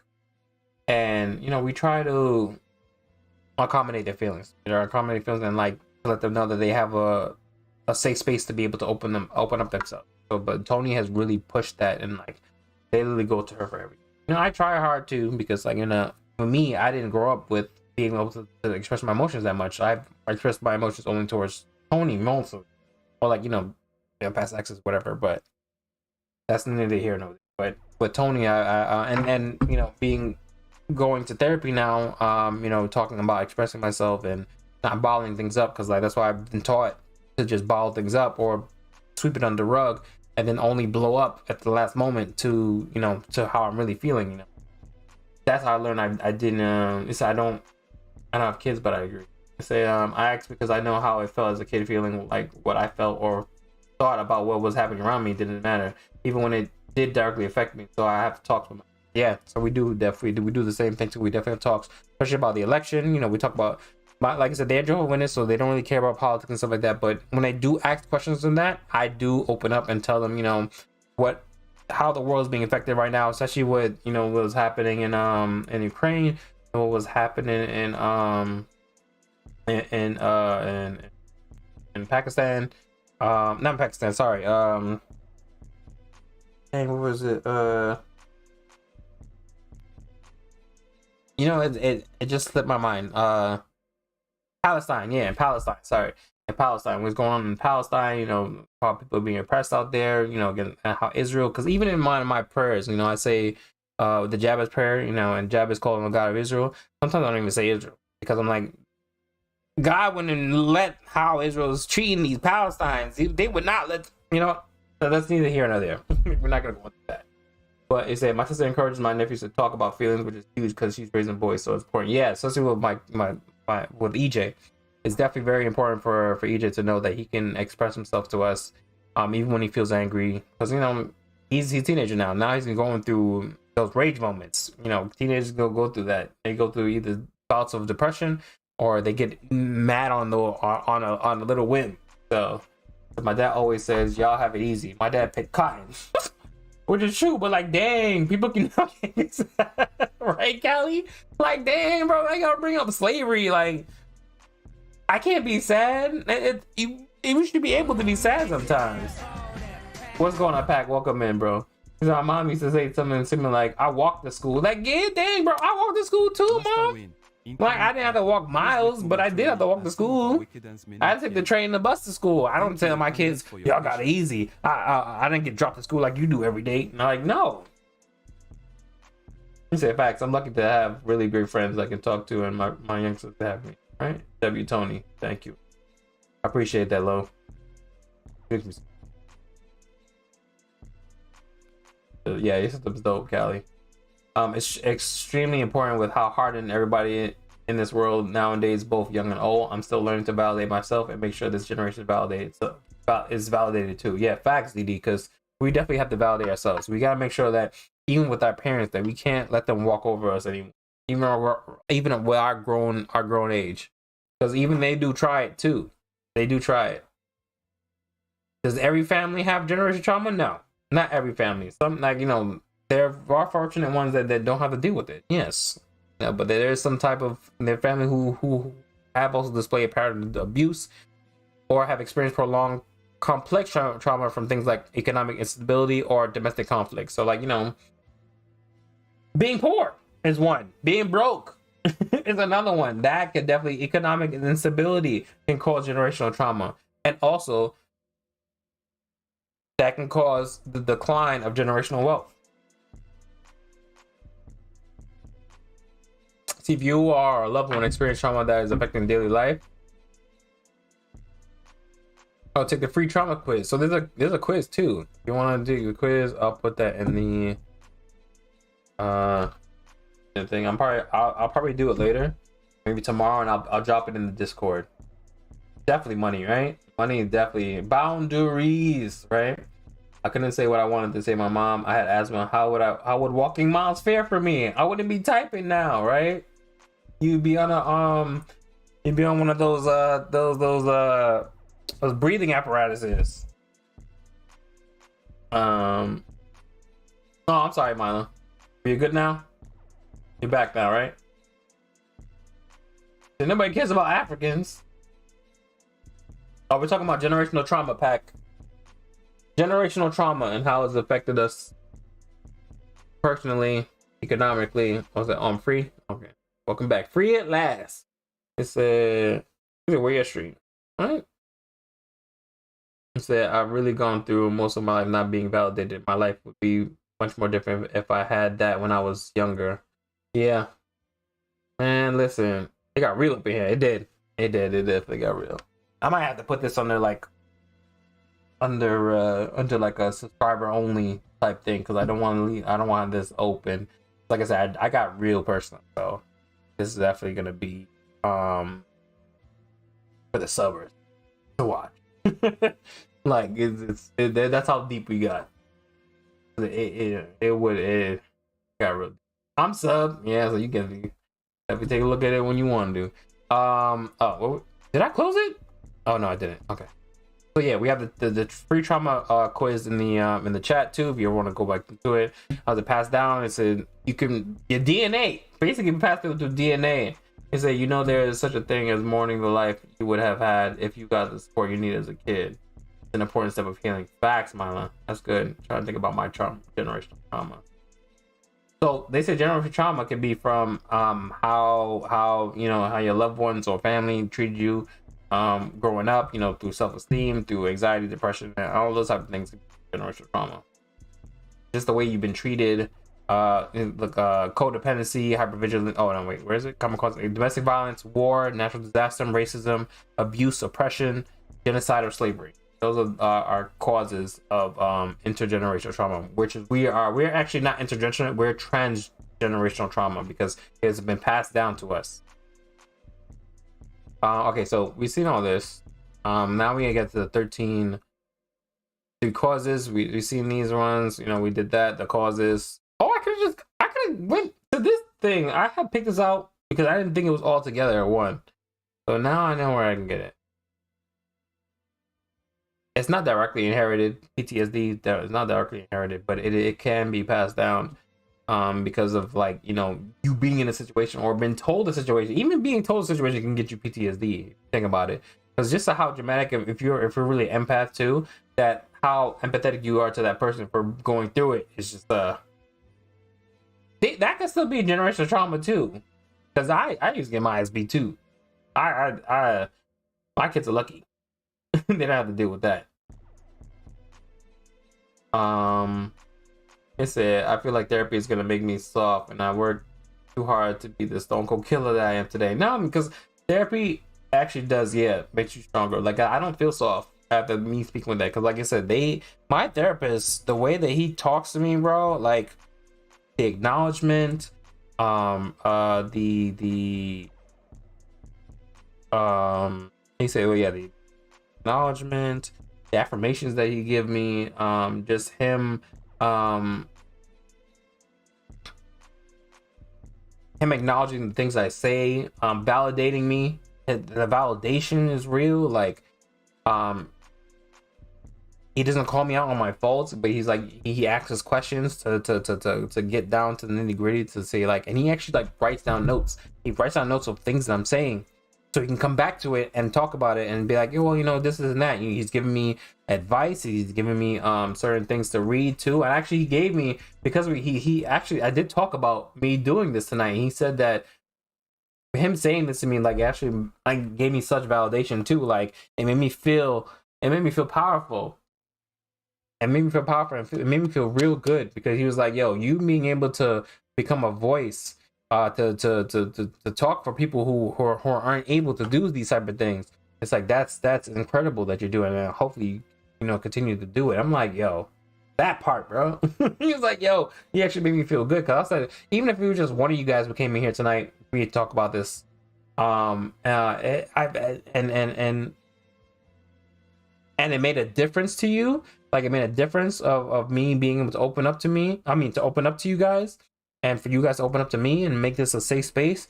Like, that's an accomplishment right there. And it's so enlightening, and also it feels good to be able to do this for you guys. So, you know, shout out to you guys, for real. Big ups to you guys, because if it wasn't for you guys, I wouldn't be able to do this thing right now, what I'm doing.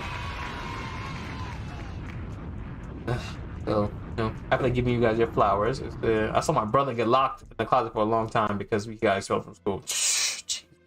Bro, there's times where if we didn't clean our room, it's to sleep outside our room, in the corner, on our knees be hurting, buckling. I went to marriage counseling and I got soft. Multiple times you locked in the closet. Damn, time to cry, sure, but it's more time to grow. You realize you deserve better, and now you will only take better. Facts. Yeah. Well, goddamn. I don't like those people. They be sexist. Writing letters help you form the words and emotions better than talking. It's why I write things down. That's good too. So to avoid that, it turned me into a people pleaser because I never wanted to get my mom's bad side. Walked on eggshells every day. Crazy when we dissect the reasons why we are. Yeah, it was wild. Yeah, being a people pleaser was your blanket in a way. I'm so sorry that happened to y'all. Yeah. It definitely was his security blanket. Facts. I agree. Yeah, like I said, we dealt through a lot. Makes a lot of sense. I used to as much as I could because I wanted validation so bad. I didn't get it growing up. Yeah, this type of things, like even too, like being in someone just saying they're proud of you. Like I don't hear that a lot. I didn't hear that a lot when growing up. That got to me. Like I did look for validation a lot too.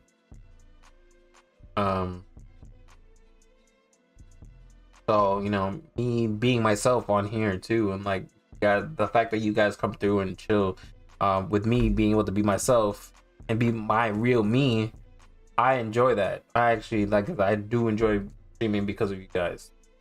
So what is the evidence of we went through this already too. Evidence of generational trauma, codependency,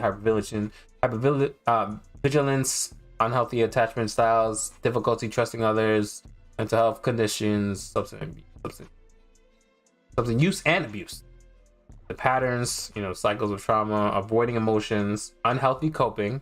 You hit patterns. You have avoiding emotion. That was me. I'm big on avoiding emotion. Like I said, and that's why I learned it from my parents, because like we wouldn't talk about things. So if we have arguments and stuff like that, we wouldn't talk about it. We wouldn't say sorry. We just swept it on the rug and moved on. Unhealthy coping. This can show up in substance abuse, aggression, withdrawing from others to manage stress or pain. These behaviors quickly turn into cycles of anger and distrust throughout multiple generations. And I had that too. Unhealthy coping. I had that. Trust in relationship issues. Everyone has trust in relationship issues. Family members may follow the same pattern as their parents or grandparents, even without consciously realizing that they are mirroring those behaviors. So we mirror what we see from our parents. That's like when we're growing up, we see that. We did it. We've done it. My drunk mama told me last week she was proud of me and said all the reasons why. It felt weird and I cried thug tears internally. She never did no shit like that. So that's how you know, like your mom was proud of you. proud of people, the person you become, and maybe in a way that's something she wanted to be. And symptoms. Oh, here's common symptoms: hypervigilance, difficulty trusting others, low self-esteem, fear of death, hopelessness, substance abuse, and mental health disorders. So this can happen too. Isolation, low self-esteem, depression, anxiety, difficulty processing emotions. Me, that's right here, number one. I do have a difficulty processing emotions. Like I said, I can either go 0 to 100 real quick. Now I've been learning how to not do that. But thank God for therapy, right? Thank God. Because like I said, I was scared to do therapy. I was really nervous. Like I was like, this is not for me. Like, not gonna do anything. I don't want to talk to some stranger and tell them my things and they're not really listening to what I'm saying. But then like there's times like when I talk to my therapist, I'm like, yo, he's actually listening. I mean, sometimes I felt like too, where at first I'd be like, he's not listening, he's just going, Like, what did I say just now? But it's him taking notes and him just showing that he's acknowledging that, hearing what I'm saying, and giving me my time to shine, basically. A white therapist, no, this is my first time ever. I made sure to get a black one. I made sure to get a black therapist and a guy too. Thanks, shout out to Power Pack for the advice on that too.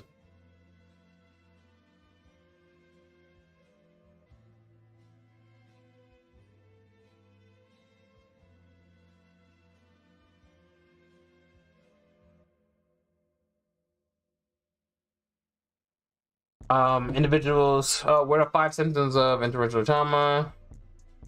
Okay, we did that already.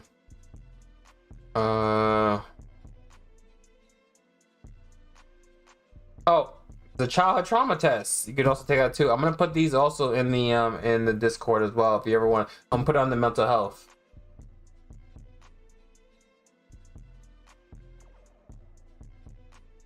I got a black man. Yeah, same here too. Black power, bro. Yep. I feel like I can't connect with the two I had. What if they're German? Maybe a German therapist. I've had friends that we need to go to several before they found one that worked for them.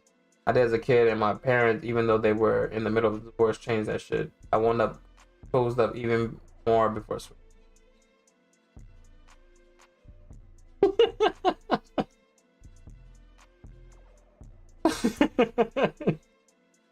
There was an ancestral trauma. Violence, oppression, discrimination, and racism towards African Americans for generations have lasting impacts on the individuals in the community. Descendants of enslaved people experience higher rates of fear, hopelessness, anger, anxiety, helplessness, and mental health problems, and more. So, big example was during the Civil Rights Acts, the Civil Rights era. That right there, they would. Oh God, I can't even fathom what they had went through, bro. I would never want that on my my worst enemy. Examples of ancestral trauma, slavery, genocide. Genocide is going on right now. Really, genocide going on right around on the other side right now. The other side of this country and continent. Consequences of generational trauma: denial, detachment, and disconnection, low self-esteem, trauma bonding, neglect, abuse and violence, difficulty communicating, broken or self-sabotage relationships. So yeah, these are the consequences of trauma. What happened? But now we are looking for ways in mental issues, anxiety. Remember, difficult managing stress, depression, difficulty regulating emotions, post-traumatic stress disorders, negative thoughts and feelings. So like being negative Nancy, that's a big key for generational trauma. Lasting effects, toxic family dynamics. Psychologically, this can mess with you. Chronic pain, diabetes, bro. I got diabetes. Addiction and heart disease. You can get this from intergenerational trauma. That's crazy. Because I know for me, like, overeating and all that sugary food and all that stuff, bad for you. But then now, it can be from trauma too. Trauma. This. neurologic effects from PTSD, agitation, nervousness, mood swings, depression, avoidance, unwanted traumatic memories, memory problems, difficulty concentrating, nightmares, all of this. So now we got the nitty-gritty. How to break it? Is it possible to break generational trauma? Yes, it is possible to break generational trauma, the cycle of generational trauma. It takes intense work and effort to break trauma. A person has to understand the underlying problem, learn how to work through it, and learn ways to prevent and treat the root cause of the problem so that the patterns do not pass to the next generation. It's not possible to clear ancestral trauma, but we can prevent it from continuing. Mindful practices like deep breathing, guided meditation, increase self-awareness of inherited trauma. So what's funny too, my therapist told me today, adding meditation. If I add meditation to my everyday, maybe that helped me with my stress and my aggression and stuff like that. Like that's the coping mechanism that I can use to alleviate myself from having these type of like harmful conditions. So my mindfulness practice like deep breathing and guided meditation increase full awareness of inherited trauma, while journaling about family patterns and experiences can help uncover emotions tied to the trauma. What are signs of breaking generational trauma? Signs of persons breaking generational trauma patterns can include ability to express and talk about emotions. So like right there, all of us doing that, we're already breaking a trauma. So be proud of yourself because you already had you already done the first step by talking and expressing yourself about the emotions that you feel. By you even doing that is already starting a way to break the trauma that you're already having. Being more open to trusting others. Decrease time isolating themselves and increase time spent with others. Ability to face their fears. So that if you can face your fear, if you're showing that you be fearful, that's another way. Especially with our future. You show your kids, you show your nieces, your nephews, your young ones, anyone that's younger than you, that the ability to face your fear, be able to speak your mind and also know to validate them, that is already breaking the generational trauma right there. Not being afraid of change, because change always happens. Change will always happen. And you just gotta ride the wave. You gotta be a part of that change. And we with that change, definitely will feel that connection. So feeling more connected with themselves and family members. This will help. This will help make you feel more connected with not only yourself but with the family members who are also breaking those generational trauma chains. Breaking the chains is it's not going to be easy, but you're already on the steps of doing it. Continue doing it. So signs, here we go. Ability to express emotions, being open to trusting others, increase time spent with others. Let me see. I'm gonna put this on the mental health as well. These are good. Good to have. That's me.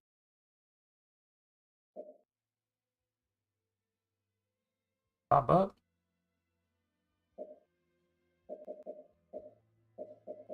They said psych. There we go. Telling me like psych.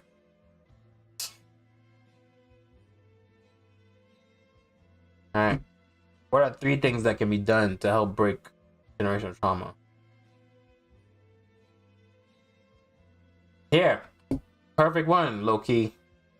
One of the most significant ways to break generational trauma is by openly and honestly communicating with your children and other family members or caregivers.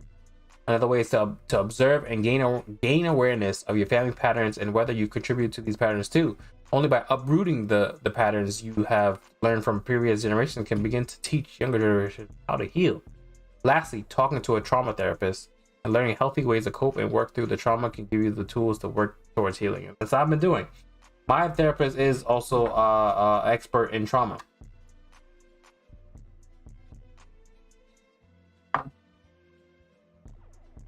Is it hard? It is hard. It's not easy. If you take a lot of time, patience, and effort, you can be emotional and can be emotionally difficult. However, you know how to do it alone. Like I said, we We here in Wakanda, we and your friends, your family, well, you know, the ones that who are not a part of the generational trauma can help you. And like I said, our Discord too is open. So you know, if you're ever feeling of trying times, come through the Discord. We have a whole place called the Sanctuary where you can speak your piece, you can talk. You can write things down, you can say what you need to say. Like I said, I try to keep up with the mental health check weekly by you know, hitting you guys up, letting you use whatever resources we have in there to speak your piece. If you ever need to go into the speak your truth, it's open whenever you want to go in there and you just want to talk. Even if you don't want to talk to anybody, you need to just express yourself. You have somebody come in there and just listen. They don't even have to give you advice or talk. Want them to listen? We just listen. We're all here with open arms to help one another. To go away, it doesn't go away on its own. You say, but the unacknowledged and unresolved trauma can get worse over time. It can also become worse as more and more generations become entrenched in unhealthy coping patterns. However, with support, it's possible to break the patterns that have impacted your family and community. Like an unintended wound does not go away on its own. Healing. So can you be healed? Not have to keep going on forever. So you can heal generational trauma and break the patterns in their own family. It is difficult to be the first person to end the trauma. The chain of trauma-based behavior as a valuable way to help protect communities from the harm of generational trauma. How do you start healing generational trauma? Taking the step to finding the root, accepting the trauma, working on being open to change, practicing self-care, taking care of yourself, allowing yourself to grieve and process your emotions, and seeking professional support and traumatic treatment. Here's ways of healing. Oh, you know what? Yes, the two. Before I get out of the two, identify. What was it again? Identify, acknowledge, and address. Coping mechanisms: learning how to identify, acknowledge, and accept your trauma. Practicing mindfulness and meditation. Learning to set boundaries. Talked about this OD. Learning to set boundaries. Practicing self-care and communicating and finding support from others. Historical trauma, ways to heal from that, connecting with people who are strong in the culture and ancestry, finding support from others and working through grief together, acknowledging your feelings and experiences. Learn this there. How long does it take to reverse trauma? There's no set timeline. It could take forever. It doesn't matter. Okay, so now it's time to share my impression I've gone through here. So how many generations does it take to overcome trauma? No minimum or maximum amount of how many generations it could take. So it literally can start with you. And like these are all the questions. So I'm gonna also copy and paste this whole thing in the what is he Wayne? I'm gonna drop all these in what is he Wayne. So if you ever want to go back on this, look at it. Also with the trauma.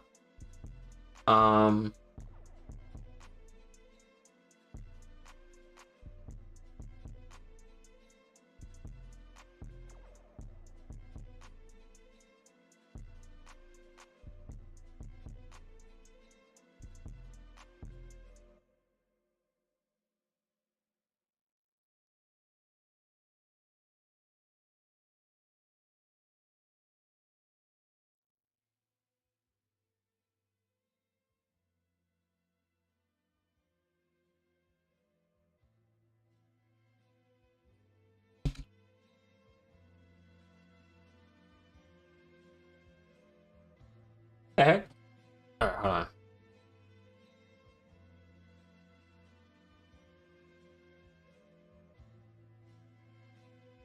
That's not working. So let me from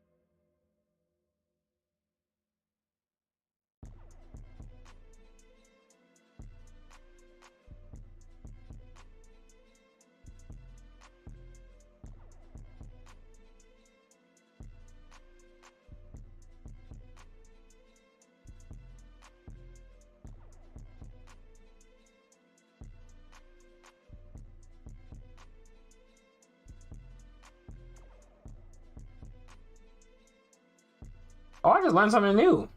I didn't know you can just put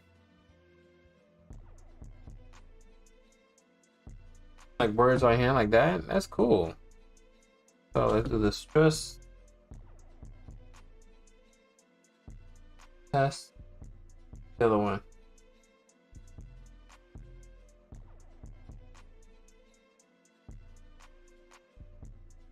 Where's the other test? Actually, oh.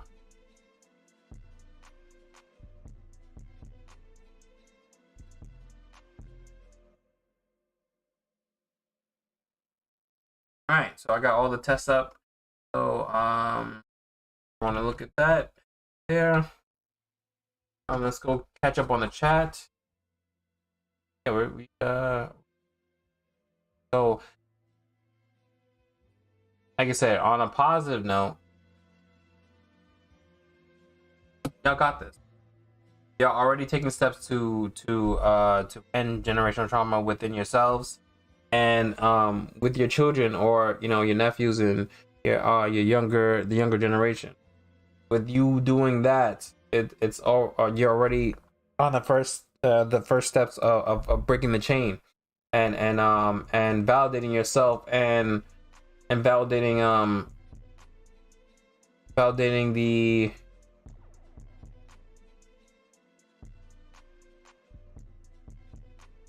the process. So keep it up, guys. Keep being the best version of yourselves. Keep fighting the good fight, literally, because you really are. If I gotta share my life with multiple people before I find the right one, I just rather not. Facts. I'm already most private, so to go through with someone's crazy. Yeah, that's what I'm saying. I was like, I'm not gonna keep doing this over and over again.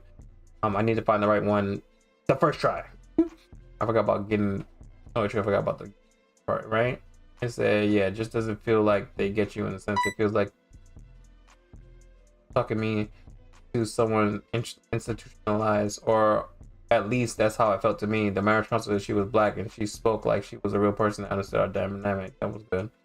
Completely that. I'm just glad that nobody mentioned that I have white in me to that person, because I blocked that entire one session out. I felt disconnected and didn't feel seen at all. What? Wild. Can't even explain how much I hate that part of the journey. I know it's necessary, but I hate it, and I would not want to do that multiple times. Facts. It's like dating. Like when you have to talk to somebody over and over again, keep telling your life story to that one person, and not even knowing if you're gonna be with that person for the rest of your life. That's what dating. The dating game is horrible. It's the one part that I hate the most. I just switched to a whole new therapist, and that part is gonna be draining on Monday. But I'm reminding myself that it'll be a new journey for me. But dang, you about to go through it again. Good luck. Yeah, good luck. Good luck. And thank you for the pull up. Look, Didi. #WinForPartner. I get it with my mother, but I definitely do that with the kids. I'm glad that you do, at least for the kids. Because like I said, sometimes your parents can be a lost cause, but you don't have to give up on them. But you can definitely create boundaries and let them know, like, you hurt me in the past, and what I'm not gonna do is I'm gonna let that hurt continue to my kid. Yeah, but this one is close to me and should definitely be more helpful than the last one. We need to write an essay on just connecting with a new therapist. Facts. Okay, so now it's done. What if I want to be the start of the chain, Mila? Then you can start, instead of generational trauma, generational wealth, generational care. Why don't you start a chain of generational care?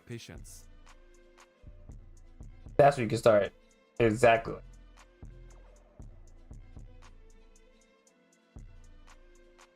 But yeah, start a chain of generational care. So generational trauma, generational care. Ways of validating your emotions. Making sure that the person that you love feels important, and that you have their back, and that they are in a safe place.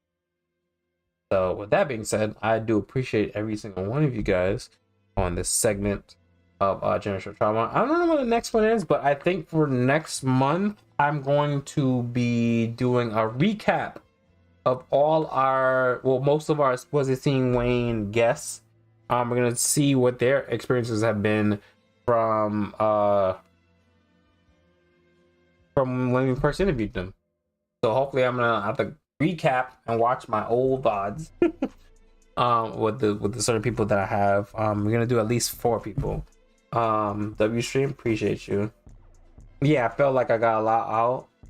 I do appreciate everybody for being patient with me.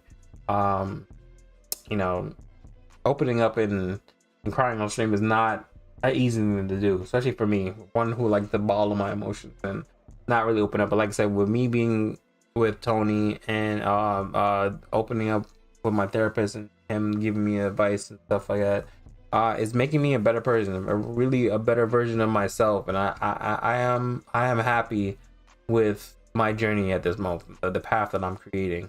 It's really enlightening, and I can't wait to see how my future me is. So then you're doing good. I appreciate it. And like I said, thank you guys for opening up too. Like I said, I want you guys to be validated. I want you to be safe in here. Thank you guys for opening up and speaking your piece, truth.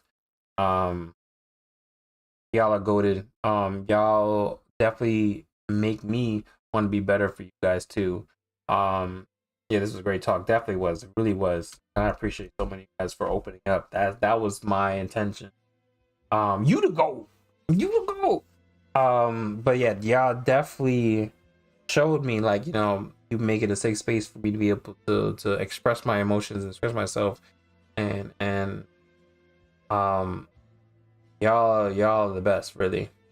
So that being said,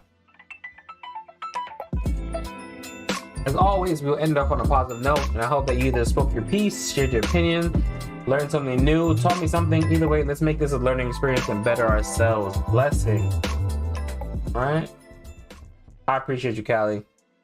You know, the reason why our community is dope is because you guys make it dope, and that's the only way. Like the Wakanda and all our neighboring communities, y'all do the most in the most positive and encouraging. Like I said, I just gotta give you flowers once again. So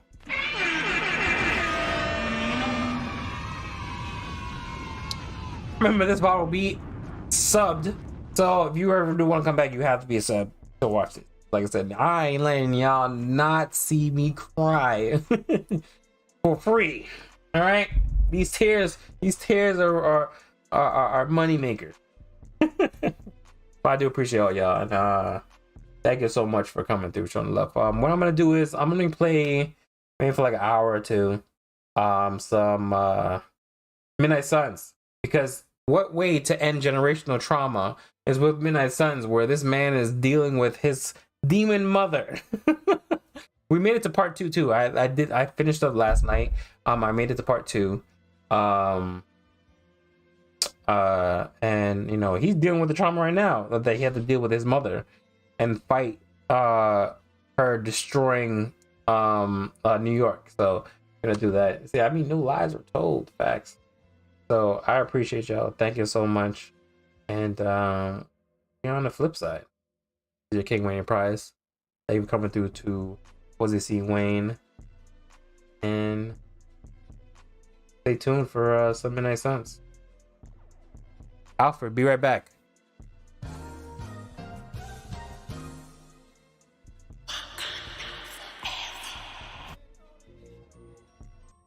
Of course, Captain. May I ask, what is on Tycho?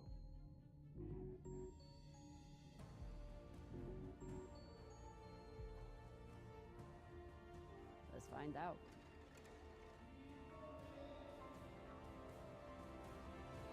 Hey, let's go.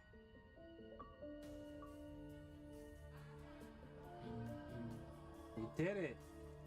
Game. But maybe you can give time to the boys in your community, you know what I'm saying? Maybe you can volunteer at your church, you know what I'm saying? Maybe you can volunteer